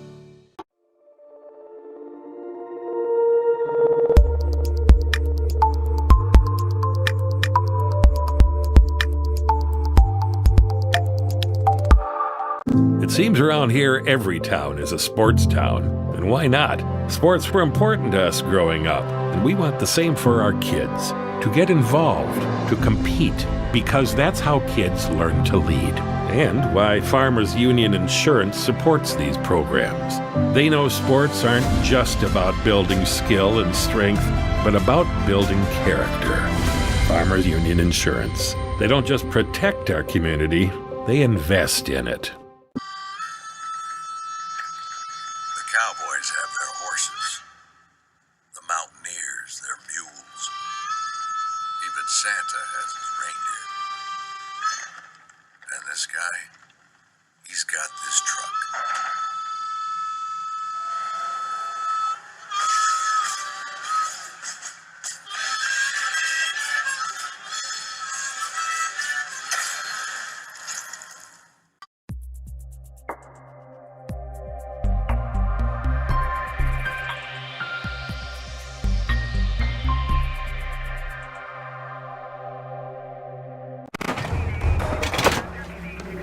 Everyone says they want to change the world. But not everyone will.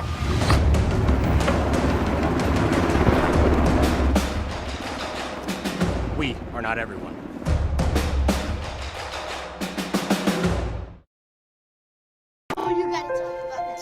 The innocence of youth. Is there anything any better? But soon they'll be in high school and facing all the same challenges you faced. How to make friends, how to fit in, how to be cool. We want our children to have everything they'll need to live fulfilling and productive lives. Make sure the kids in your family are among the more than 57,000 participants here in South Dakota who take part in high school sports or activities.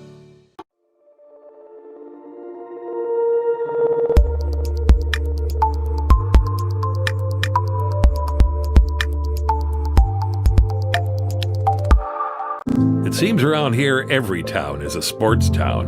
And why not? Sports were important to us growing up, and we want the same for our kids. To get involved, to compete, because that's how kids learn to lead.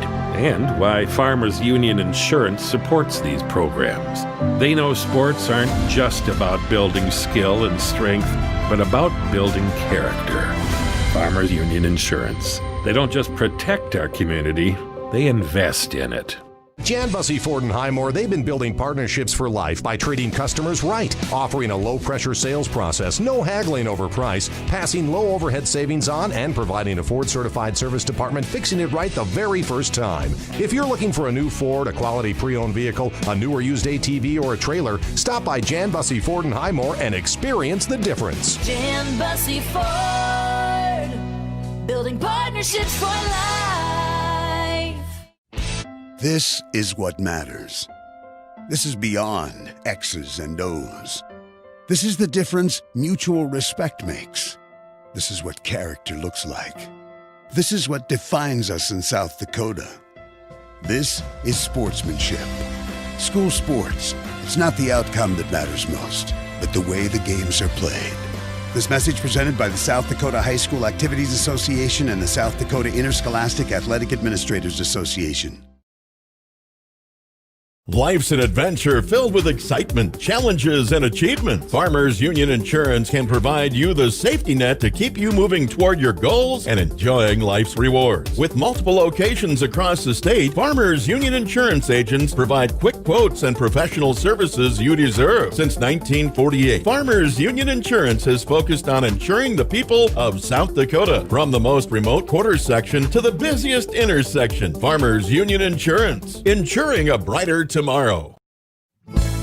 This is Jason with Dakota Carpet Restoration. Leave the cleaning to me. Don't cry over spilt milk, Kool-Aid, or whatever it is. I can help make your carpet look new again. Your carpet should be professionally cleaned every 12 to 18 months. If your house is underwater, no problem. Call us right away. Even if it's 3 in the morning, we'll take care of the water damage before mold sets in. Dakota Carpet Restoration, based in Platte, South Dakota. 605-481-8709. The clean you expect, the service you deserve.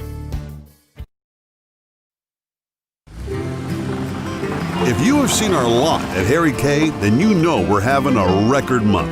We are in need of vehicles, and a lot of them. That's right, we won't send you those mailers to confuse you. We'll just ask you to bring your vehicle in to have us look at it.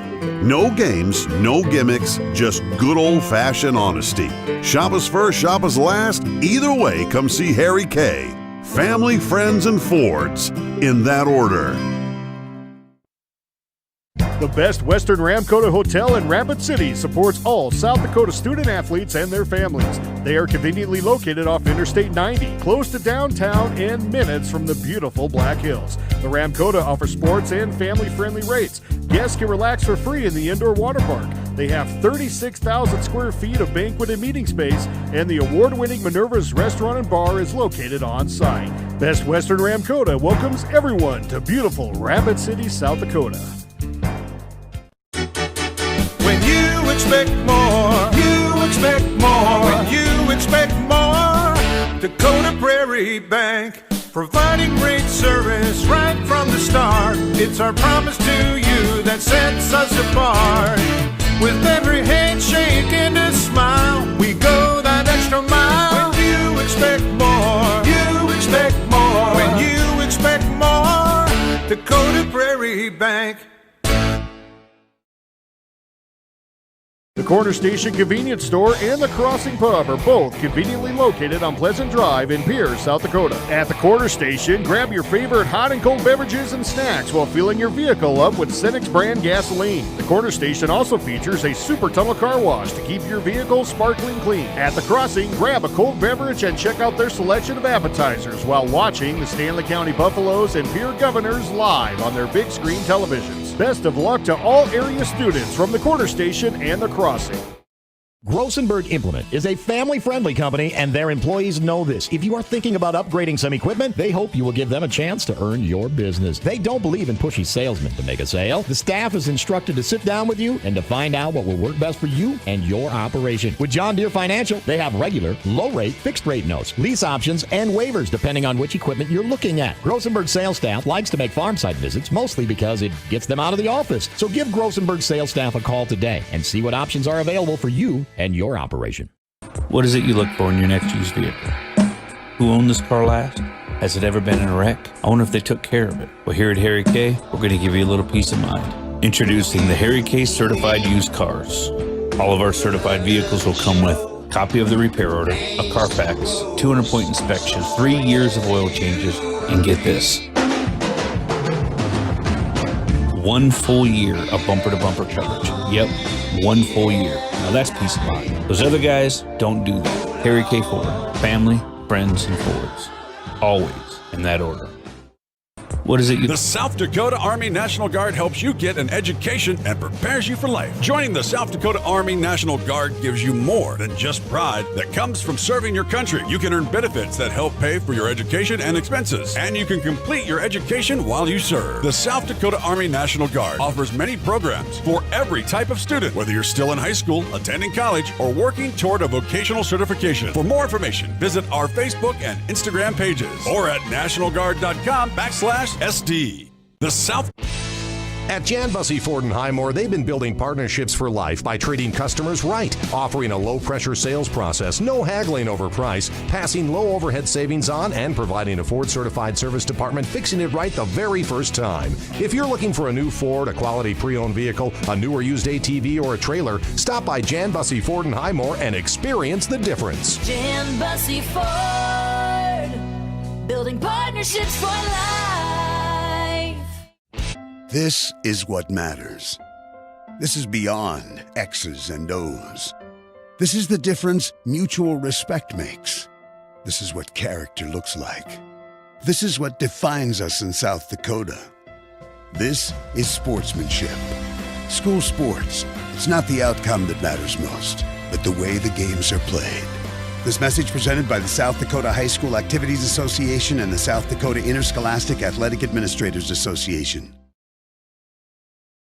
Life's an adventure filled with excitement, challenges, and achievement. Farmers Union Insurance can provide you the safety net to keep you moving toward your goals and enjoying life's rewards. With multiple locations across the state, Farmers Union Insurance agents provide quick quotes and professional services you deserve. Since 1948, Farmers Union Insurance has focused on insuring the people of South Dakota. From the most remote quarter section to the busiest intersection, Farmers Union Insurance, insuring a brighter tomorrow. This is Jason with Dakota Carpet Restoration. Leave the cleaning to me. Don't cry over spilt milk, Kool-Aid, or whatever it is. I can help make your carpet look new again. Your carpet should be professionally cleaned every 12 to 18 months. If your house is underwater, no problem. Call us right away. Even if it's 3 in the morning, we'll take care of the water damage before mold sets in. Dakota Carpet Restoration, based in Platte, South Dakota. 605-481-8709. The clean you expect, the service you deserve. And at halftime, Hamlin leads Arlington. If you have seen our lot at Harry K, then you know we're having a record month. We are in need of vehicles, and a lot of them. That's right, we won't send you those mailers to confuse you. We'll just ask you to bring your vehicle in to have us look at it. No games, no gimmicks, just good old-fashioned honesty. Shop us first, shop us last. Either way, come see Harry K. Family, friends, and Fords, in that order. The best Western Ramkota Hotel in Rapid City supports all South Dakota student athletes and their families. They are conveniently located off Interstate 90, close to downtown and minutes from the beginning of the fourth quarter. Del Rapids St. Mary's leads Faith 34-14. And Pierre Governor Volleyball, I believe if you get to that maybe real quick, they were into set number 4. Let's see, I might be able to get to that real quick. I've got it here. Governors are trailing 2-1, but the Governors do lead 21-19 in the fourth set. Governors, again, down 2-1, 25-21. 15-25, 10-25, and now lead the fourth set 22-19. So if they do win that, and then they go to the best of 5 in another 5-game set against Aberdeen Central, and a pretty good night here for the Pierre Governor volleyball team. And of course, we'll have the next 2 games both at home on Friday and Saturday. 7 o'clock on Friday for first serve, 1:30 on Saturday for first serve. We'll have both those games for you, and the remaining 2 into next week on Tuesday and Thursday against Mitchell, and then at Huron. Again, as we welcome you to the broadcast booth, they're getting set here for the second half kickoff in just a couple of seconds, but I want to wish Greg Dean another happy birthday here. Wish him a happy birthday before the game, but for those that maybe joined after the pregame show is over, happy birthday to you, Greg. No, thank you very much. Thank you very much. Found out earlier today that Coach Nathan Nas and I share a birthday, and so he treated you and I with birthday cupcakes before the game. He gave me a cupcake for his birthday. He gave you a cupcake for your birthday. Yeah, so I'm still looking at my birthday cupcake. we'll keep an update on the cupcake situation. Birthday cupcake.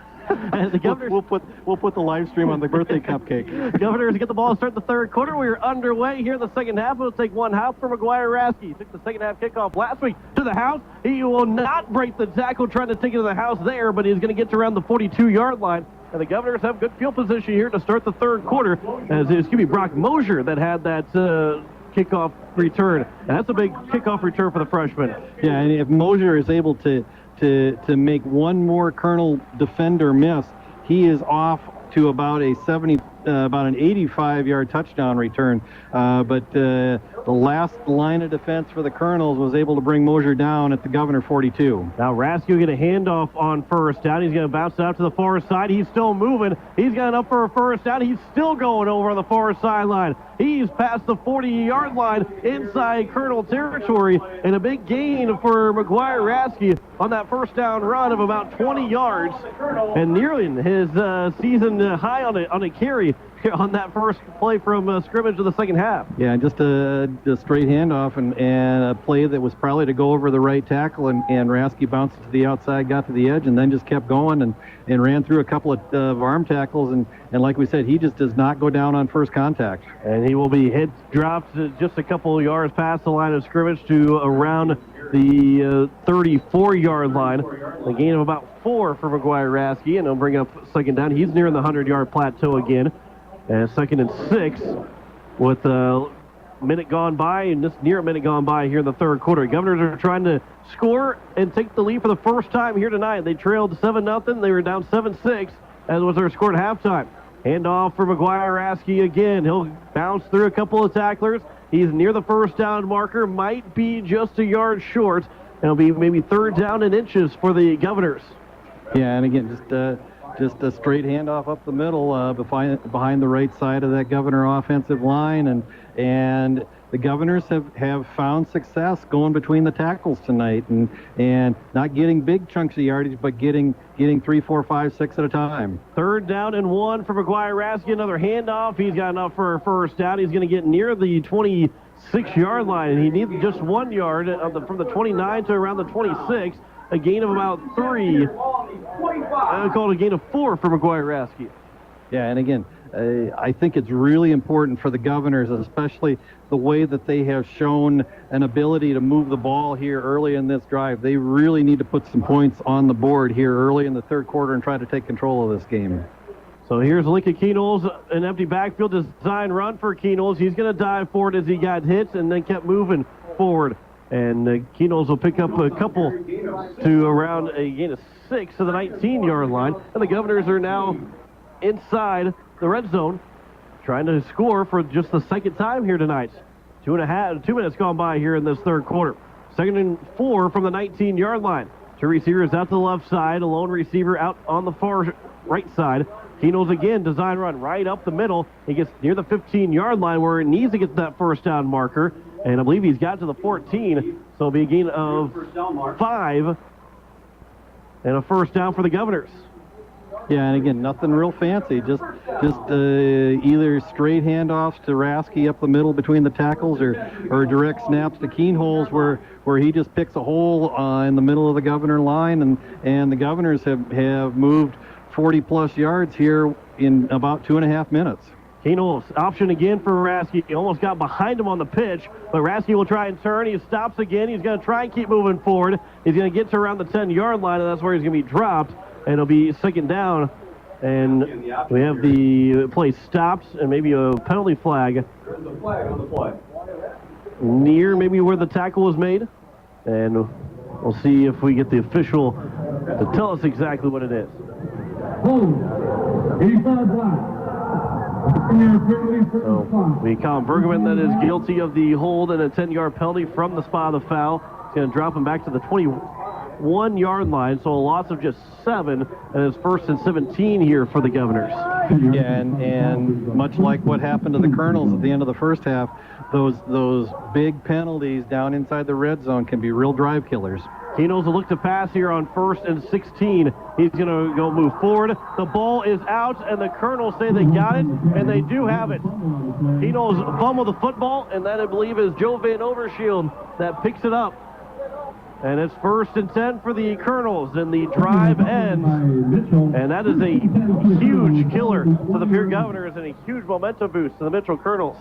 Yeah, and Kernels dropped back to pass out of the empty backfield and saw an opening and tried to step up and find a crease. But when he did, he got wrapped up by a couple of Kernels. I think it was Adam Fahey again out of that near side linebacker position and forced the turnover. And the Kernels dodged a bullet here with 8:58 to go in the third quarter.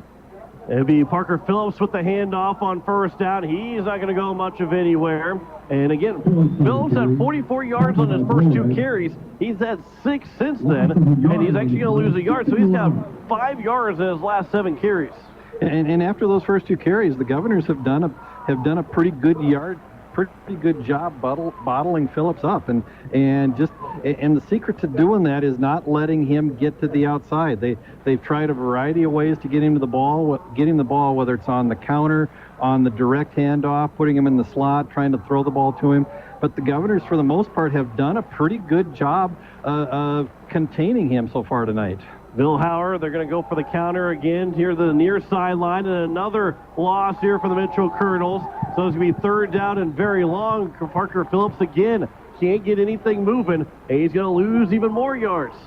And it'll be 3rd and long here for the Kernels. And the Governors, what they need to do here is they've had some issues on these 3rd down plays.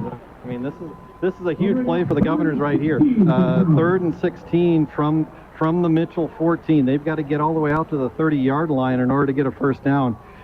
If the Governors can hold right here and either hold them at the line or not give up much, they will get the ball in really good field position to take over after the punt, but they've got to stop this drive first. 3rd and 16 for the 14-yard line. Hey, Bill Hauer goes straight up the middle. He's going to be hit and dropped, and the Governors, with the 16 yards to work with, are able to allow Bill Hauer to get up to about the 20-yard line, picked up about 6, but that's all he got, and it's going to be 4th and 10, and the Kernels are going to put the ball away.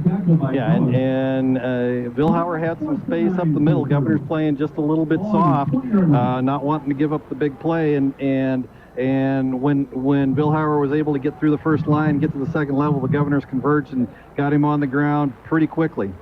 Bill Hauer looked to punt the ball away again. And it's going to be in here to the near sideline. It's going to take a hop, and it's going to take a Governor hop, and it's going to drop and die right at the 50-yard line. So here for the Pierre Governors, they're at start at the Mitchell side of the 50-yard line. And 1st and 10, the Governors, again, the defense has been helping out the offense here, keeping them within 1 point, keeping them within a score of just taking the lead. But the Governors have got to find a way to score here on this drive and take their first lead of the game with 6:45 to play in the 3rd. Yeah, and you got to wonder if the Kernels aren't living on a little bit of borrowed time. The Governors have come close but have not been able to cash in on these last couple of drives.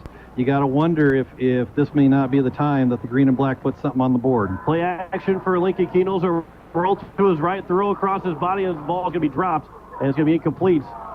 As Reagan Bolwig, he's starting to look around for potentially a flag, but it's 2nd and 10. That's the first time that Kernels has missed a pass in his last 7 attempts. 2nd and 10 from the 50.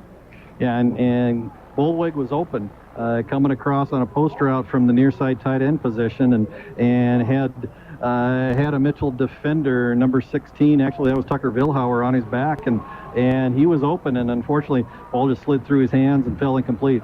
Receiver on each side, pistol formation here for Kernels. He's going to look to pass. He's going to throw it out in the flat for McGuire Rasky. He's out to the right side of the far sideline. He's got to the 45 to the 40, and then he's going to be pushed out of bounds. Enough for a first down for McGuire Rasky. And a gain of 15 through the air for McGuire Rasky. 49 yards receiving for Rasky, 105 on the ground. Yeah, and just a swing pass to Rasky to the right side, and he was one-on-one with Carson Fahey, the Kernel cornerback, and was able to sidestep him, and then found some green space out on the far side, and eventually ran out of bounds, but not after that 15-yard gain. Two receivers out to the left side, empty backfield here for Lincoln Kernels. He's going to look to pass again. He's going to throw, looking for Bullwig over, and it's going to be intercepted by the Kernels inside the 5-yard line. Bullwig's trying to take it away at the end, but it'll be 1st and 10 here for the Kernels. And after the interception from Lincoln Kernels, who was it that got the interception? Jason Larson had the interception for Mitchell. Yeah, and just a ball that Bullwig was open, but Kernels just overthrew him by a couple of yards, and Larson in good defensive position was not going to let Bullwig get behind him, and was in position to make the interception. For the Governors, if you look at it as a silver lining, that's almost like a punt. You don't want to give up the ball, but it's almost like a punt, and the Kernels will take over deep inside their own territory at about their own 4. So it'll be 1st and 10, 6:25 to go here in the third quarter. Kernels right now going to go 95 yards to try and score. Vilhauer from the shotgun, standing in his own end zone. He'll hand off for Van Overshield. He's going to try and get to the edge on the left side. He's got to the edge, and he'll get enough for a first down, as that will be pushed out of bounds. And it'll be no flags and a first down here for the Kernels. Yeah, and that's a play we saw the Kernels run several times 2 weeks ago, where it's just a straight handoff. It's almost like a jet sweep action, only Van Overshield doesn't come in motion, and he's a big kid. He runs hard, 5'10", 190 pounds, and once he gets ahead of steam, he kind of runs a little bit like Josh Burrai from Brookings. I mean, just a very strong, low to the ground center of gravity. Tough to get that kid on the ground.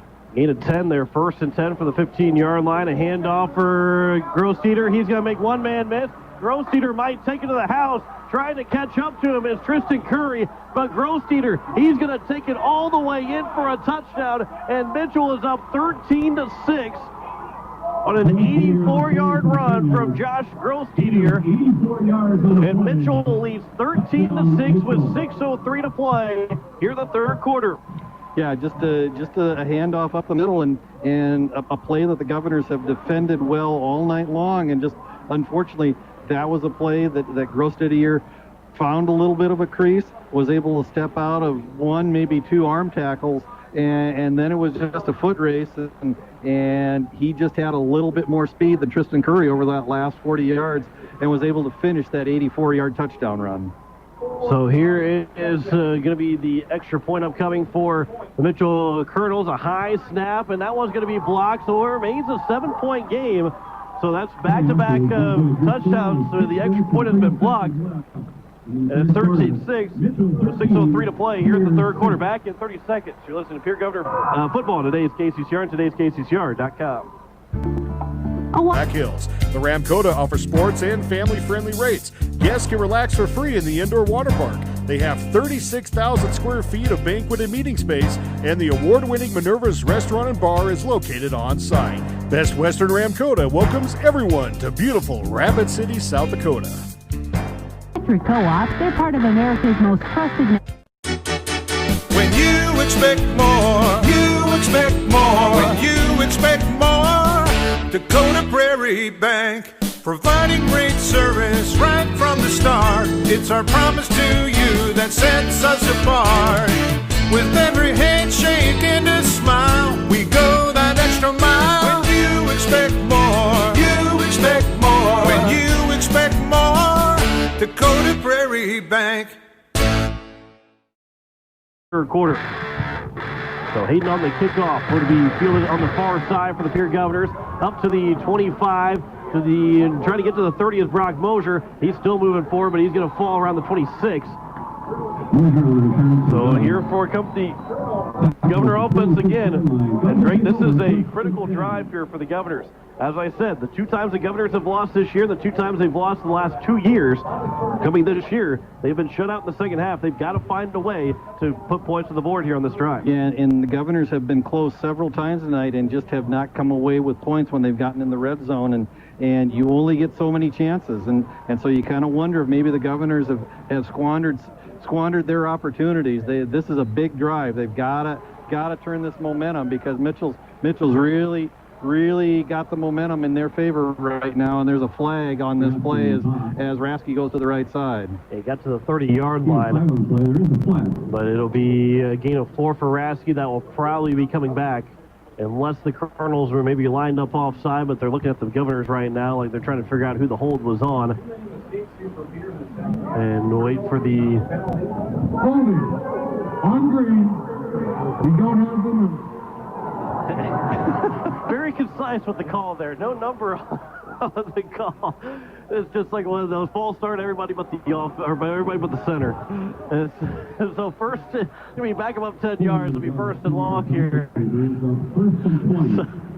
Yeah, that's great. The upside is whoever the offending party is will forever be forgotten in history. That's right. It was just on Pierre. That's all you need to know.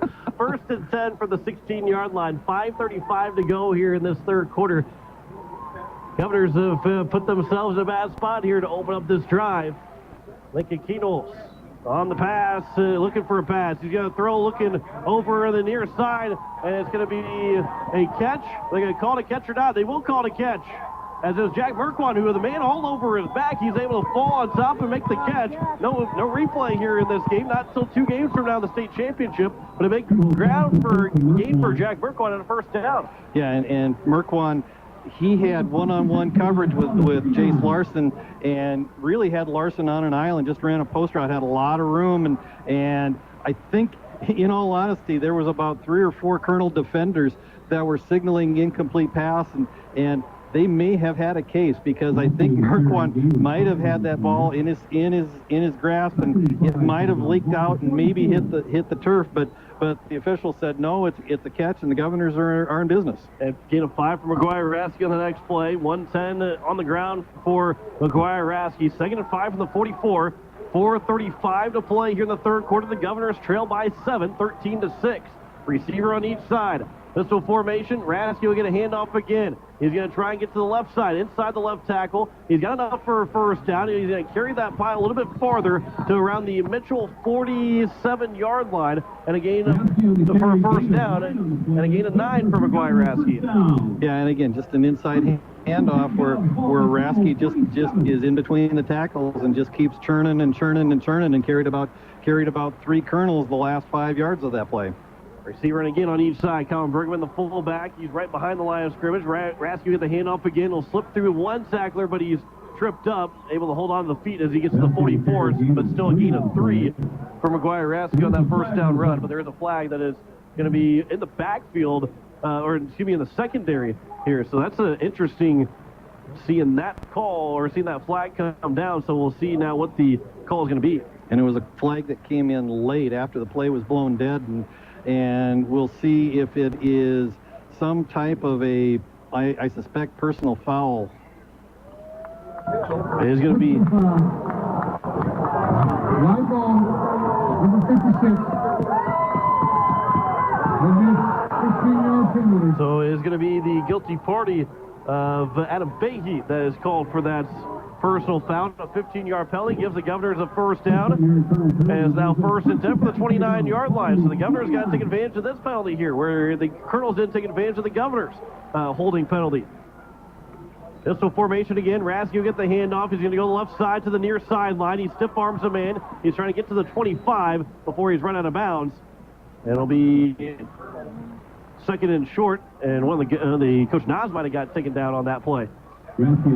Kernels had 8 guys, maybe 9 guys in the box at that time, really looking for the run in between the tackles out of Rasky, and he was able to bounce to the outside and was able to get 5, but they don't have a deep safety right now.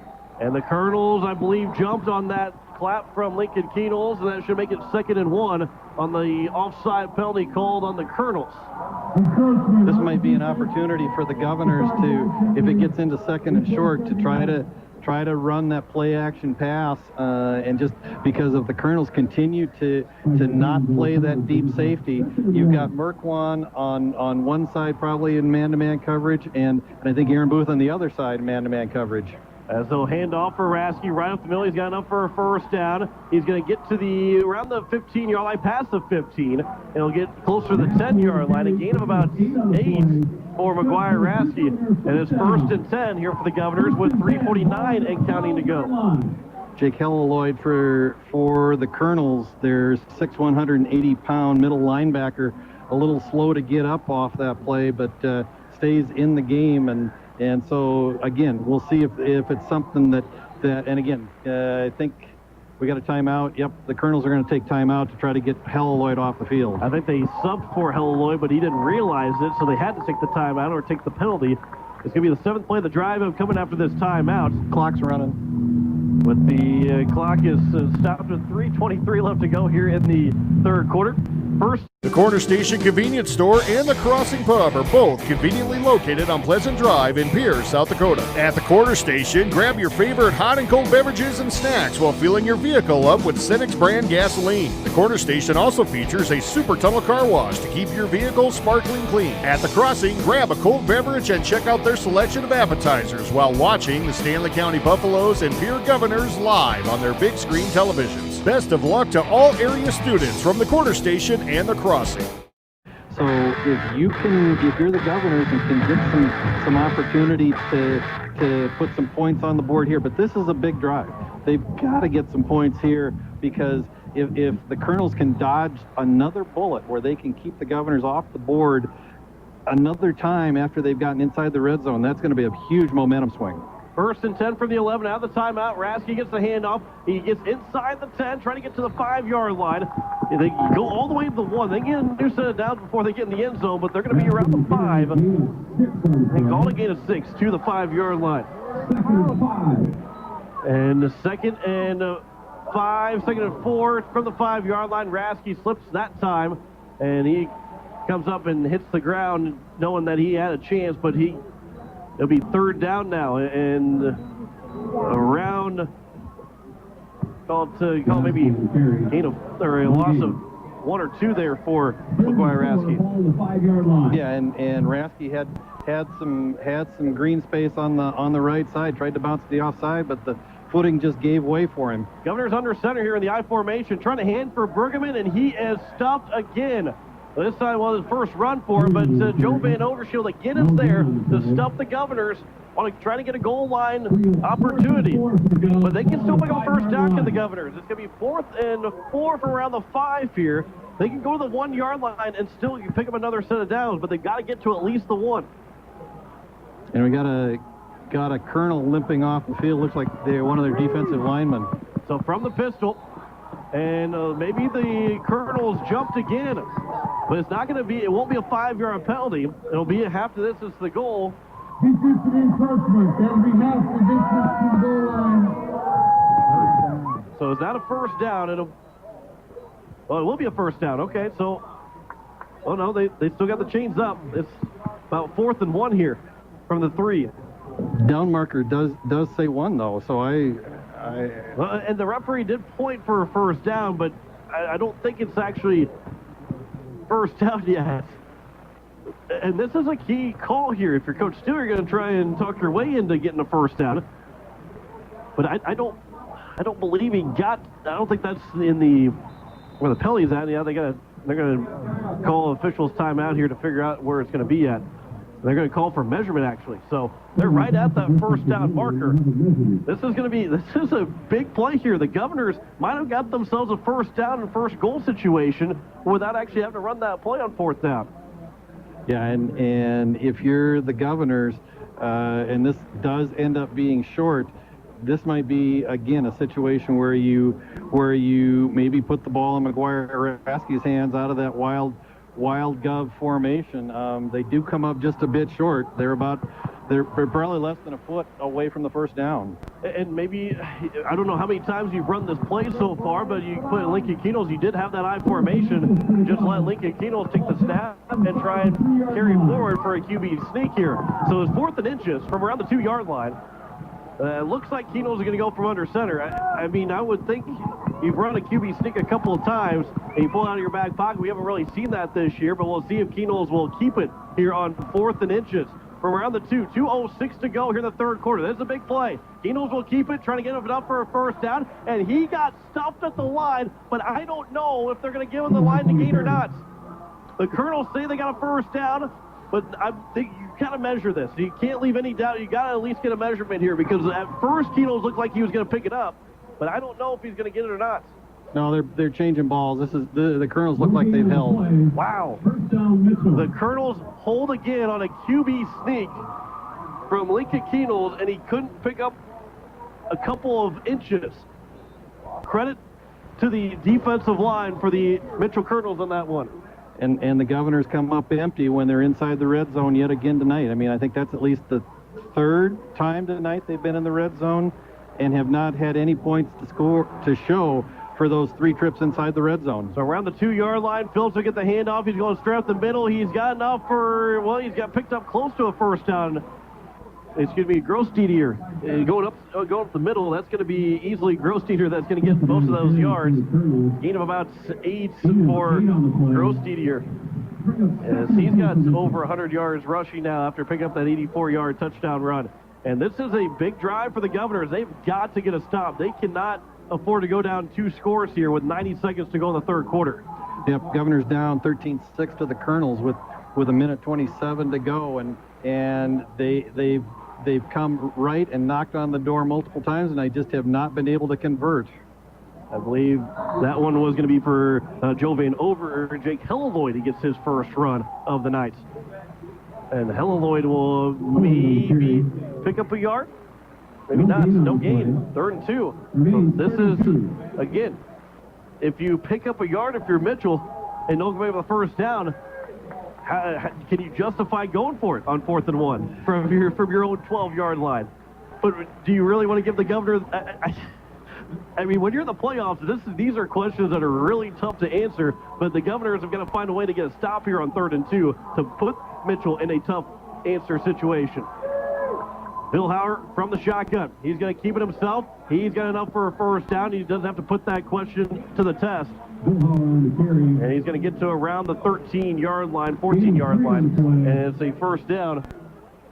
And that may be enough to end the third quarter. We're down under 30 seconds now to go in the third quarter, and the Governors will trail for, in a situation they've rarely been in, trailing going into the fourth quarter. So this, again, the Governors, I mean, this is the first time the Governors are trailing going into the fourth quarter. They have not let it all here tonight.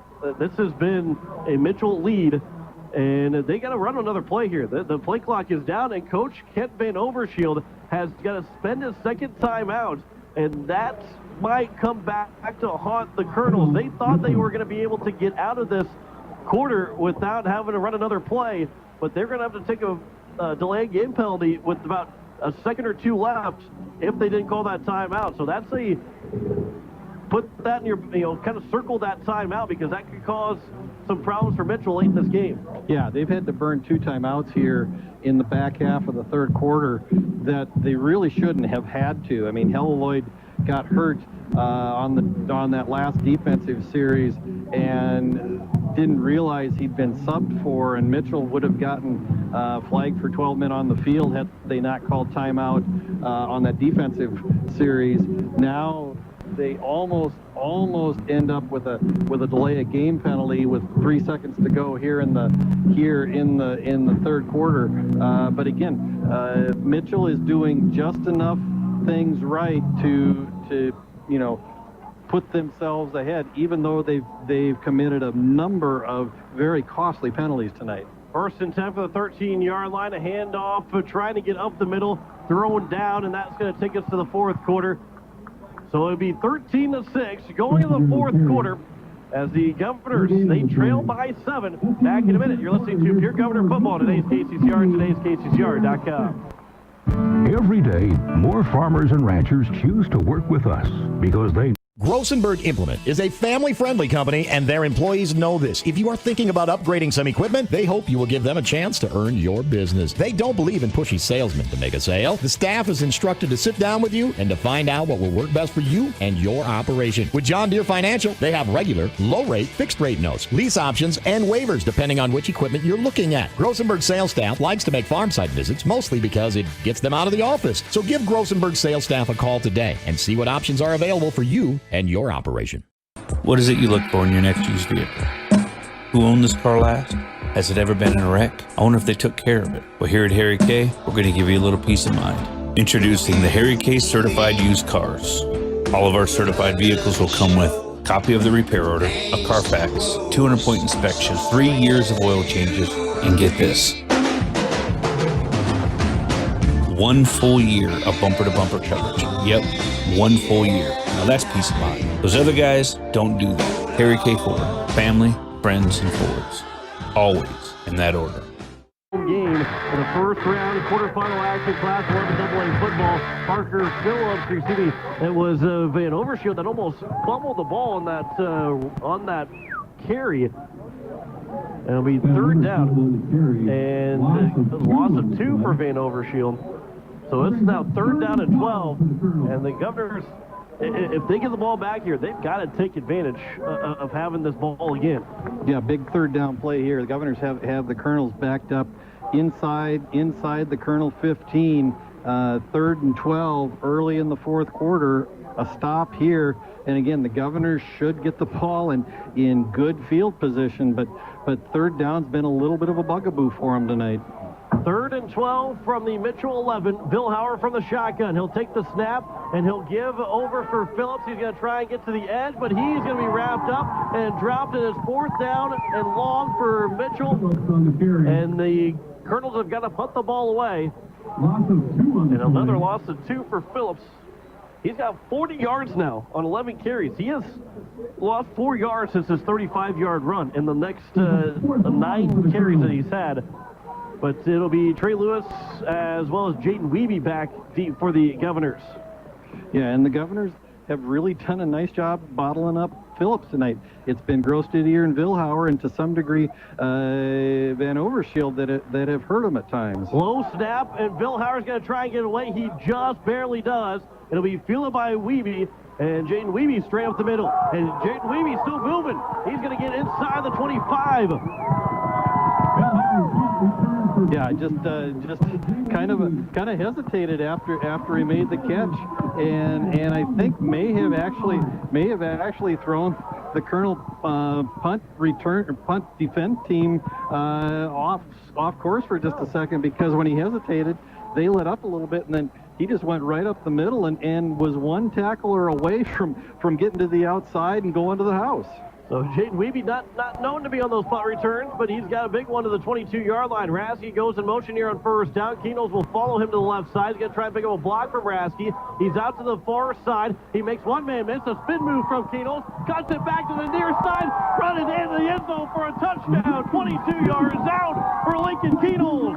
And the Governors are an extra point away from tying this one up again with 10-11 to go here in the fourth quarter. Yeah, and what a run from Lincoln Kernels. Just had the lead block from Rasky as he comes in motion out of his tailback position, and then ended up being the lead blocker.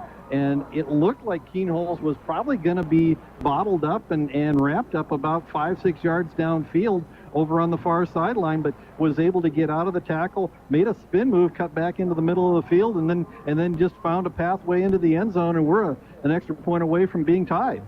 So here is the Lincoln Kernels who scored for just the second time. The extra point is up, and it is good. And for the first time since it was 0-0 in that first drive of the game, we are tied up. It is 13-13 with 10-11 to go here in the fourth quarter. Back in 30 seconds, you're listening to Pierre Governor Football on today's KCCR and today's KCCR.com. What is it? The South Dakota Army National Guard helps you get an education and prepares you for life. Joining the South Dakota Army National Guard gives you more than just pride that comes from serving your country. You can earn benefits that help pay for your education and expenses, and you can complete your education while you serve. The South Dakota Army National Guard offers many programs for every type of student, whether you're still in high school, attending college, or working toward a vocational certification. For more information, visit our Facebook and Instagram pages or at nationalguard.com/SD. A 22-yard run from Lincoln Kernels. This is the second time he has carried one in from the ground, and it's a 13-13 tie with 10-11 to go. And we are back to square one, just like we started this ball game about 2 hours ago. Yeah, the difference is right now, I think momentum has gone back and forth, and right now it's sitting on the Pierre Governor sidelines. Parker Phillips, he's out to the 20, trying to cut it back to the middle of the field, 25. He gets out to the 30, to the 35, to the 40. Carson Miller can't get to him. He's at the 40, to the 35, and Parker Phillips takes it to the house, and Mitchell is back on top just 14 seconds later. 19-13, 9:57 to go here in the fourth quarter. And the Governors have got to go back down again and score to try and tie it back up. Yeah, and Phillips took the kickoff at about his own 15-yard line, right up against the near sideline, and just started to work his way back across the field and was able to find a crease as he got to the middle of the field around about the 25-yard line, and then was able to get ahead of steam, and then it was just a foot race, and he's not very big, but he is fast, and he just literally outran about 4 Governors to the pylon, and just like that, the Kernels are back on top. On the extra point, the kick is up, and that is going to be good, so it is a 7-point lead again for the Mitchell Kernels. 20-13, 9:55 to go here in the fourth quarter. Back in 30 seconds, you're listening to Pierre Governor Football on today's KCCR, today's KCCR.com. Building a home. It's the biggest investment. The South. At Jan Bussey Ford and Highmore, they've been building partnerships for life by treating customers right, offering a low-pressure sales process, no haggling over price, passing low overhead savings on, and providing a Ford-certified service department fixing it right the very first time. If you're looking for a new Ford, a quality pre-owned vehicle, a new or used ATV, or a trailer, stop by Jan Bussey Ford and Highmore and experience the difference. Jan Bussey Ford, building partnerships for life. This is what matters. This is beyond X's and O's. This is the difference mutual respect makes. This is what character looks like. This is what defines us in South Dakota. This is sportsmanship. School sports, it's not the outcome that matters most, but the way the games are played. This message presented by the South Dakota High School Activities Association and the South Dakota Interscholastic Athletic Administrators Association. In Yankton. Winner this game will go to Yankton no matter what. Hayden will kick it deep for the Mitchell Kernels. He'll take a couple of hops and field it. Goes straight up the middle. Here comes Brock Mosier again. He's going to maybe take it to the house. Brock Mosier, he's out to the 50, the 45, 40, 35, 30, 25. He's going to be wrapped up down to the 20-yard line. And the Governors are in the red zone again with 9:44 to go. 11 seconds later. Here we go again. Yeah, and Brock Mosier was 18 yards away from crossing the goal line, but Brock Mosier, the 5'5", 140-pound freshman, was tackled by Joe Hayden, the 5'11", 140-pound kicker for the Kernels. And if not for that game-saving tackle, that touchdown-saving tackle, this game potentially would have been tied up just 11 seconds later. So here is an empty backfield. Kernels right up the middle again. He's not going to score on this first play from scrimmage, but a good gain on that first down to around the 11-yard line. As he got to the 18, he picked up gain of 6 for Lincoln Kernels. So, boy, this has turned out to be a pretty thrilling finish here. Mitchell trying to get one more guy off the field, and he did not get off the field. I think he actually crossed the line of scrimmage before the snap. So that's going to give the Governors a first down here to the 7-yard line. Yeah, and again, just that's a mental mistake for the Kernels, trying to get a guy off the field as a substitution had come in, but it was a defensive lineman for the Kernels, and they're going to pick the flag up. So Coach Steele, he's got his arm up and he's going, well, wait a second here. Why are we picking the flag up on this one?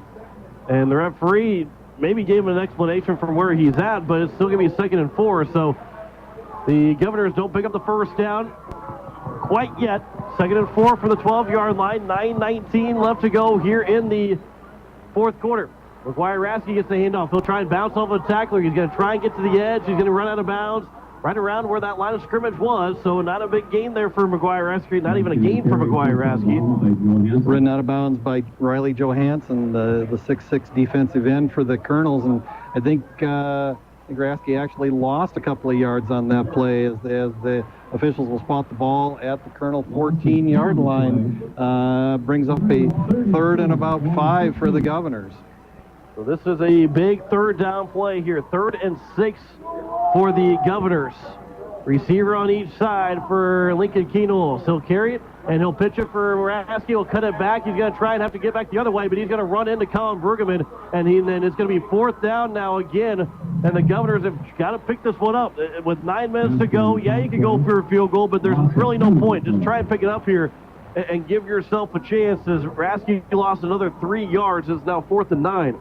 Yeah, and that was a play where Rasky tried to make a jump cut back into the middle. He probably, in 20/20 hindsight, should have just gotten what he could going to the outside, but made a jump cut back and ran into about 3 Kernel defenders. So it's 4th and 9. Keenels will look to pass here on this 4th down. He's going to throw, looking for Bullwig in the air. He comes down, he makes the catch, and a touchdown for Reagan Bullwig. And Reagan Bullwig has now broken the receiving touchdown record for his career as a Pierre Governor in just 2 years. And Bullwig now gives the Governors again an extra point away from tying it up. Yeah, and you look at this and you go, 8:31 to go in the fourth quarter. Do you roll the dice and go for 2? But I think Coach Steele's going to play it safe. He's got Carson Miller on to try the extra point and go for the tie and try to tie this game at 20 with 8:31 to go in the fourth. Well, Carson Miller looking to go 2 for 3 from the extra point. He had the first one blocked, the second one was good, the third one is up, and it is going to be good. So we are tied 20-20 with 8:31 left to go here in the fourth quarter. Yeah, it's the year 2020. Why not let the score be a wild game of 2020? Back in 30 seconds. Listen to Pierre Governor Football. Today is KCCR, and today is KCCR.com. Confident. Life's an adventure filled with excitement, challenges, and achievement. Farmers Union Insurance can provide you the safety net to keep you moving toward your goals and enjoying life's rewards. With multiple locations across the state, Farmers Union Insurance agents provide quick quotes and professional services you deserve. Since 1948, Farmers Union Insurance has focused on insuring the people of South Dakota. From the most remote quarter section to the busiest intersection, Farmers Union Insurance, insuring a brighter tomorrow. This is Jason with Dakota Carpet Restoration. Leave the cleaning to me. Don't cry over spilt milk, Kool-Aid, or whatever it is. I can help make your carpet look new again. Your carpet should be professionally cleaned every 12 to 18 months. If your house is underwater, no problem. Call us right away. Even if it's 3 in the morning, we'll take care of the water damage before mold sets in. Dakota Carpet Restoration, based in Platte, South Dakota. 605-481-8709. The clean you expect, the service you deserve. Oh boy, was that one close. And really, head coach Luckaway, give him credit here. That was a smart play to keep it away from Parker Phillips and almost got the ball back. Yeah, Braden Zabo, 5'9", 170-pound junior offensive lineman for the Kernels, was the one that fell on the ball. But if that ball moves about another 2 feet, the Governors have a real shot at trying to recover that. And as wild as this second half has been, I don't think we've still got a bunch of wild stuff to see. You are listening to KCCR Pierre Riverfront Broadcasting Station. If you know someone who's not, you better tell them to get to this radio station and start listening to this ball game. Bill Howard's going to go back to pass. He's going to look for a home run ball, and it's going to be caught for a first down all the way into the Governor territory, as it's going to be Jace Larson making his first grab of the night. So that's a big grab for Jace Larson all the way down to 31. Yeah, and just Larson just coming on a post play, one-on-one coverage with Jaden Wiebe over the middle, and Wiebe playing behind and not wanting to allow the long play, but but Larson in good position and a good ball from Vilhauer, and about 20, almost 30 yards on the pass play for the Kernels. Phillips instead. Vilhauer will keep it on the read option. And it'll be a gain of a couple for Vilhauer inside the 30-yard line to around the 27, 28-yard line. A gain of about 3 for Vilhauer, who's up to 72 yards rushing. It was a gain of 24 in that last play. So Vilhauer is now 6 for 10 for 89 yards on the game through the air, 72 yards on the ground for the junior quarterback. Yeah, and this is a game where 7:33 to go. Governor defense has got to rise up at least one more time, and this is 4-down territory for the Kernels. 2nd and 7, handoff for Grosstedier. He is wrapped up in the backfield. Reagan Bolwig was there first, and it's going to be a loss all the way back to the 31-yard line. Lose those 3 yards, maybe back to the 32-yard line. It's going to be a loss of 4. And it's now 3rd down and 11 here for the Kernels with 7:05 left to go. Jace Beastrom was also along in that tackle. And here's now a 3rd and long that Mitchell overall is not comfortable being in those 3rd and long situations, but tonight has not really been a difference. Yeah, and credit Bolwig on that last play. He had a Kernel blocker right in his face, but fought through it and was able to get Grosstedier, came across, got contained, and put Grosstedier on his back. Vilhauer on the pass to the flats. The catch is made by Parker Phillips. He gets through one tackler. He's still on his feet. He is in the end zone for another touchdown, a 32-yard pass from through 2 tackles. And Parker Phillips has got another touchdown grab here on the game, his 3rd different touchdown. And the Kernels are back up by 6 with 6:34 to go here in the 4th quarter. Yeah, just a swing pass to Phillips on the outside, and he ran through 2 Governor arm tackles tonight. And if there's anything on the film that I think the coaches for the Govs are going to look at as they look at this film, they're going to look at a lot of arm tackles that just didn't wrap up. And Parker Phillips is a hard-running young man and was able to just run through a bunch of those tonight. The extra point might have been tipped, but it still went over the crossbar, so it's 27-20 with 6:34 left to go here in the 4th quarter. Back in 30 seconds. Listen to Pure Governor Football. Today's KCCR, today's KCCR.com. Where do you want the best prices in? If you have seen our lot at Harry K, then you know we're having a record month. We are in need of vehicles, and a lot of them. That's right, we won't send you those mailers to confuse you. We'll just ask you to bring your vehicle in to have us look at it. No games, no gimmicks, just good old-fashioned honesty. Shop us first, shop us last. Either way, come see Harry K. Family, friends, and Fords, in that order. Field is a 4-play, 59-yard drive, a 32-yard catch from Parker Phillips. It was Vilhauer to Parker Phillips, and it is now a 27-20 lead for the Mitchell Kernels. They're trying to end a 6-game losing streak. They started out 3-0 this year, did Mitchell, and they've lost 6 in a row. They're trying to end that losing streak while also keeping their season alive, and the Governors are trying to defend their title for the 3rd straight year. And all the storylines were all in favor of the Pure Governors to win this ball game, but Mitchell's trying to flip the story here with about 6.5 to play. Yeah, and the challenge becomes when you allow an underdog, and in this case that's the Mitchell Kernels, to come in and just kind of hang around and continue to build that momentum. Pretty soon you look up at the scoreboard and you just figure out, hey, this game's a lot closer than it should be, and that's exactly what's happening to the Governors right now. They're down 27-20, 6.5 to go. I believe the ball went out of bounds here. Maybe he stepped out of bounds when he grabbed the ball. That kickoff was actually from Ben Zybart, the offensive lineman, the 6'1", 240-pound offensive lineman. The big boy had the kickoff, and it went out of bounds, but it was picked up out of bounds, and that's why it's going to be 1st and 10 from around the 20-yard line. But Coach Steele, I think, trying to plead his point that should be a penalty on the Kernels, but I don't think he's going to win that argument. So 1st and 10 from the 21-yard line. The Governors have to go 79 yards here on this drive as they trail by 7 points. Keenol's look to pass on 1st down. He's going to throw, looking for another home run ball for Bolwig. The catch is made, and he's past the 50-yard line into Metro territory. And there's a big way to get those first couple of yards. Gain of about 31 for Reagan Bolwig. Yeah, and Bolwig is able to avoid the tackle, and I think that was Tucker Vilhauer. If he's able to avoid the tackle, he's going to go 79 yards. So 1st and 10 from the 48-yard line, a gain of 31 for Bolwig on that first down catch. Kernels is going to look to pass again. He's going to throw. The catch is made by McGuire Rasky. He's going to get to around the 31-yard line, right around the 30, a gain of about 18 for McGuire Rasky. Yeah, and Kernels has a lot of time in the pocket right now. The Kernels are only rushing 4 and dropping 7, and the Governor receivers are able to get some time to find some space in this zone. 1st and 10 from the 30-yard line. 6 minutes to go here in the fourth quarter.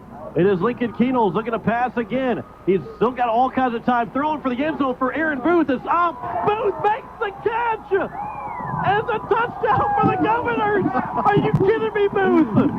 30-yard grab for Aaron Booth. And we're an extra point away again from getting this game tied with 5:50 to go. Wow, and that was a ball. That was a really well-thrown ball into single coverage in the corner of the end zone, kind of a 50-50 ball, and Aaron Booth just goes up and just literally takes that ball away from the Kernel defender, and we're an extra point away from being tied up yet again in the fourth quarter. 5:50 to go here in the fourth quarter. The snap is good. The kick is up from Karsten Miller, and we are tied again, 27-27. 5:50 to go here in the fourth quarter. You better not be going anywhere. We're back in 30 seconds. You're listening to Pierre Governor Football. Today's KCCR and today's KCCR.com. The best Western Ramkota Hotel in Rapid City supports all South Dakota student athletes and their families. They are conveniently located off Interstate 90, close to downtown and minutes from the beautiful Black Hills. The Ramkota offers sports and family-friendly rates. Guests can relax for free in the indoor water park. They have 36,000 square feet of banquet and meeting space, and the award-winning Minerva's Restaurant and Bar is located on site. Best Western Ramkota welcomes everyone to beautiful Rapid City, South Dakota. 27-27 is their score. 2-play drive at 79 yards. A 30-yard touchdown grab for Aaron Booth. Excuse me, 3-play drive that went to 79 yards and a 30-yard touchdown grab from Aaron Booth. We're running out of superlatives to talk about how good this game has been, and boy, this could be the game of the year in Class 11 AA, and this is the first round. This is the quarterfinal round. We're still playing. It's 27-27 with 5:50 to go. Here's Karsten Miller with the next kick. And it will be a low line drive kick taken by the Kernels. And they did not call for a fair catch. No, we got something back here at the line. We got a flag. So as I did not hear the whistle go, which turned into looking like everybody was just kind of standing around, and I thought maybe Mitchell was going to take off with it, but it's going to back up the Governor's 5 yards. So I believe didn't see what the call was in the. It's illegal procedure against the Governors. So yes, they got him in front of the kickoff. So we'll do it again from the 35-yard line. 5:50 to go here in the fourth quarter. What a fantastic game this has been. Here's Karsten Miller again with the kickoff. A little bit deeper, a higher kick, and it's going to be taken from the far sideline and up the middle again. And the Kernels will be at around the 40-yard line. As maybe Adam Fahey was the one that took that grab for the Kernels. And so it'll be 1st and 10 for Mitchell. We're not done yet over here. This is, boy, what a fantastic game. But the Governors, they don't want to play a fantastic game and lose. So they don't want to play this instant classic and lose. They want to play and find a way to win this one. Yeah, and that was a kick that was designed to go away from Parker Phillips. Parker Phillips on the near side on the deep return. That was a kick to the middle, to the far side, and they were obviously kicking the ball and trying everything possible to keep the ball out of Parker Phillips' hands. Bill Hauer is going to be sacked in the backfield. Reagan Bolwig got there. Bill Hauer got a forearm or got a stiff arm to Reagan Bolwig on the ground, but Bolwig never let go of Bill Hauer, and he ended up falling down, a loss of 6 on that first down run from Bill Hauer. Yeah, and that's a huge play by Bolwig.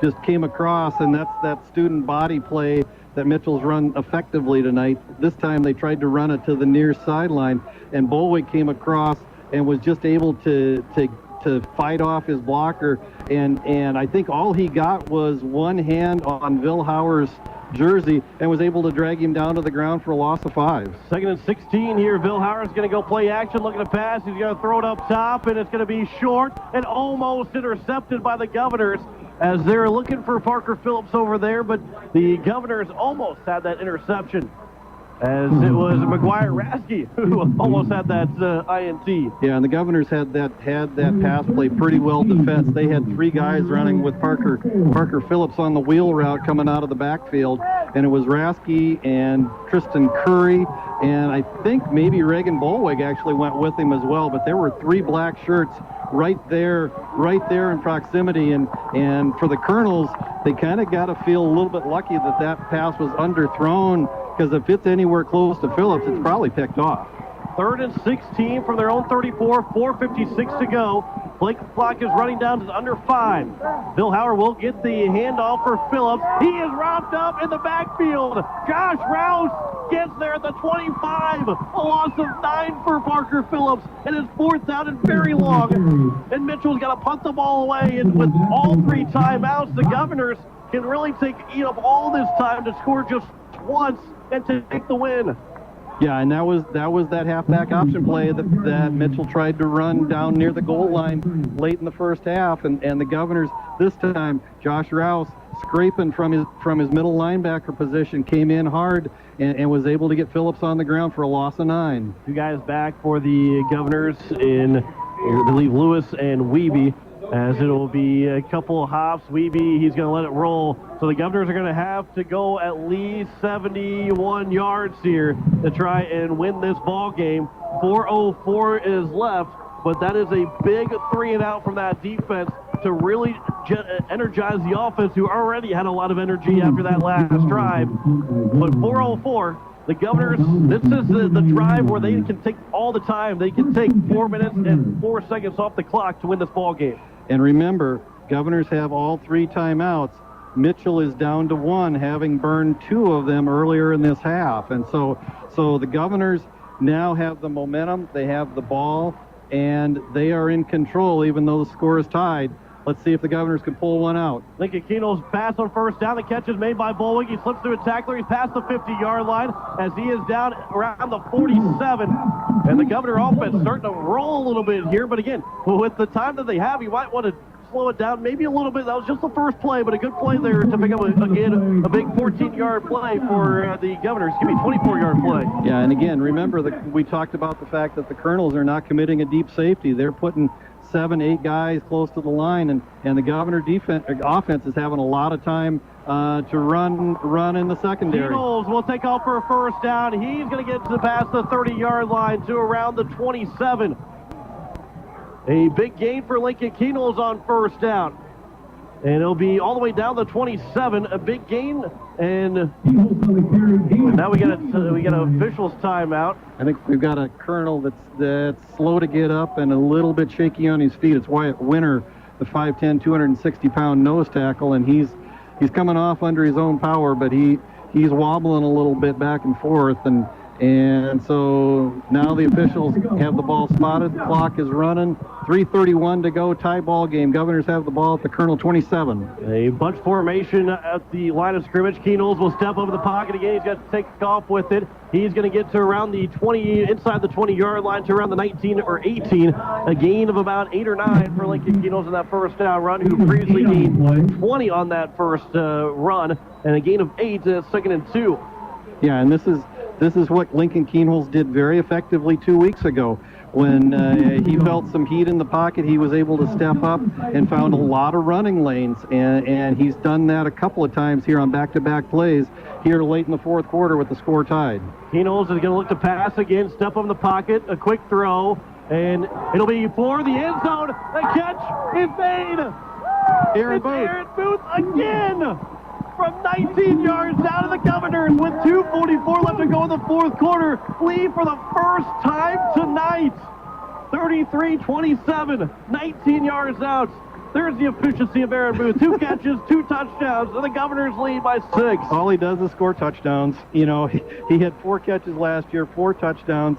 I didn't look at his stats coming into the night, but all Aaron Booth does is score touchdowns. He's just, and what a huge play. What a great pass from Lincoln Keenholz to Aaron Booth, again in the corner of the end zone. Big extra point from Carson Miller. That is good. And the Governors lead by 7, 34-27 with 2:44 to go here in the fourth quarter. Back in 30 seconds. You're listening to Pure Governor Football. Today's KCCR and today's KCCR.com. Pictures are memories we... When you expect more, you expect more. When you expect more, Dakota Prairie Bank, providing great service right from the start. It's our promise to you that sets us apart. With every handshake and a smile, we go that extra mile. When you expect more, you expect more. When you expect more, Dakota Prairie Bank. Touchdown grab from Aaron Booth again, who has given the Governors their first lead of the evening with just 2:44 left to go in this ball game. What an incredible game, Greg. Well, what an incredible second half. I mean, this was a game that was kind of an uninspiring game in the first half, but uninspiring got left in the locker room at halftime. As Carson Miller, quick kick, and it'll be fielded and dropped, actually fielded on the ground by Joe Van Overshield. It'll be 1st and 10 from the 35-yard line. And Mitchell Kernels with one timeout. Remember that, one timeout here at 2:43. They've got to find a way to get to the end zone here. And that, for their first time here tonight, try and tie the ball game up. They have not trailed in this game until this last play from Aaron Booth's touchdown grab. Yeah, and the Kernels have done a lot of good things tonight. You got to know where Parker Phillips is at all times. You got to pay attention to that Mitchell passing game, probably for the first time all season, because they've not been afraid to throw the ball here in this game. Bill Howard's going to look to pass on first down. He's going to throw, looking for Johansson. It's going to be up, and it's going to be dropped. Lincoln Keenholz in coverage, and Johansson almost had that grab, and he almost went 65 yards to the house for a touchdown. Yeah, and Keenholz running stride for stride with Johansson right down the hash mark, right down the near hash mark, and again, just a very nice ball from Vilhauer. And if Keenholz does not get his hand up between Johansson's hands at the very last second, that's a complete pass. The 2nd and 10 from the 35-yard line. Low snap. Bill Howard's going to try and pick it up and run. He's going to try and find something to do, but he is going to be sacked. And it's 3rd down and very long for the Mitchell Kernels. And with only one timeout, they've just got to get everybody back to the line. They can't really take too much time. There's still 2:20 left, but this is their last offensive possession to try and score here. And it's going to be all the way back to the 25. A loss of 10. And Mitchell's going to take their last time out. Gunnar Gehring didn't get credit for the sack, but these are 2 plays here for the Mitchell Kernels to try and pick up a first down, but they're using their last time out with 2:08 left. This is their drive to try and tie it up. Yeah, and right now, the Kernels, probably a good timeout from Coach Van Overshield, even though there's 2:11 to go and you want to keep one in your hip pocket if you need it. But I think this is a good time for them to just go over, regroup, kind of try to figure out what their best play is, because they're facing third and forever right now, 3rd and 20 on their own 25-yard line, and 2:11 to go in the fourth quarter, down by 7. This is 4-down territory. It doesn't matter where this 3rd down play ends up. This is 4-down territory for the Kernels.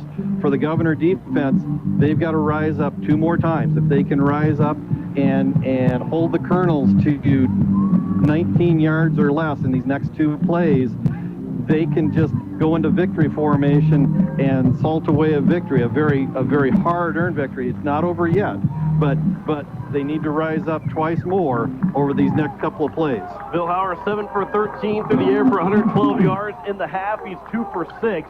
As it'll be 3rd down and 20. As Bill Howard's going to look to pass, he's going to throw over the middle. It's intercepted by Lincoln Keenholz, and the Governors are going to win this one at home and take it to the second round against the Yankton Bucks. Yeah, and Keenholz gets credit for the interception, but that play is made by Jace Beestrom, because Beestrom came from his defensive end position and was literally a quarter of a step away from just obliterating Vilhauer, and Vilhauer had to step up and throw that ball maybe a fraction of a second early. And if Beestrom doesn't put that kind of pressure on Vilhauer, then that pass has a chance to be completed. But Vilhauer underthrows it. Keenholz steps in front. Governors have the ball. 2:06 to go.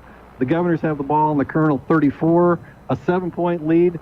Victory formation's all they got to do. That's right. Mitchell has used all their timeouts, and the Governors, who did not lead until there was 4 minutes left to go in this game. I mean, they trailed from the first time they had the ball on offense, and of course they had the ball game time, but they did not lead until the last 4 minutes of this game. But it's going to be enough to get a win and advance to the second round and set a rematch against Yankton down in Yankton next Friday.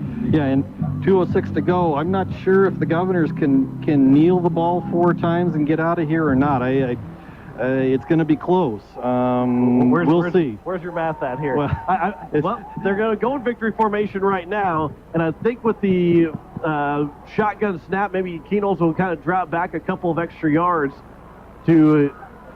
Yeah, he's going to take a long stride back and then drop down. So he took 5 seconds off the clock on that play, and now another 40 seconds will come off. So it might be a play where they're on 4th down, and they might just try and run and maybe have to kick it out of bounds to win this one. But what a heck of a game this has been. As you said, it was not a very good first half for either team.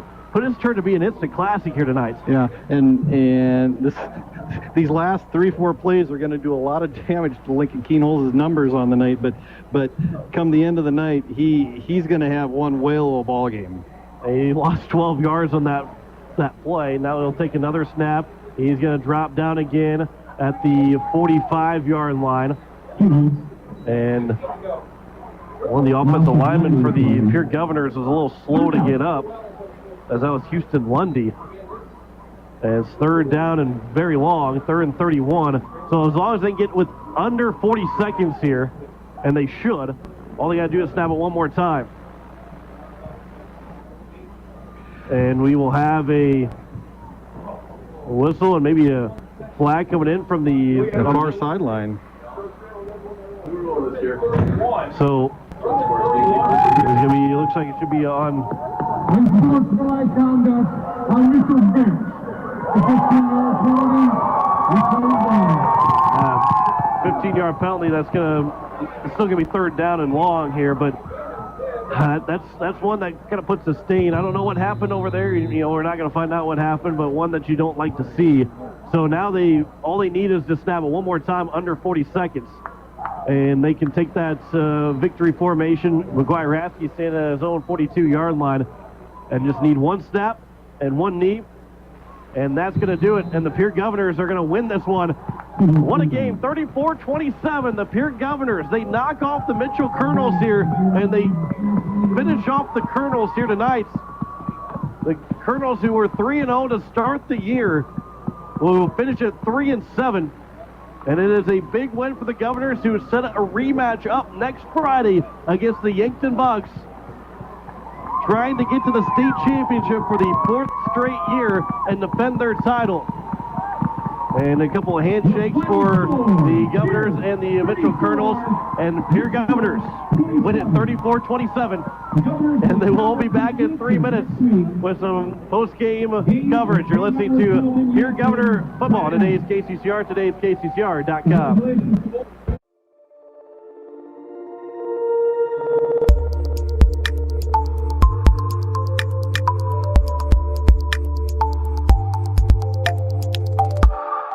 It seems around here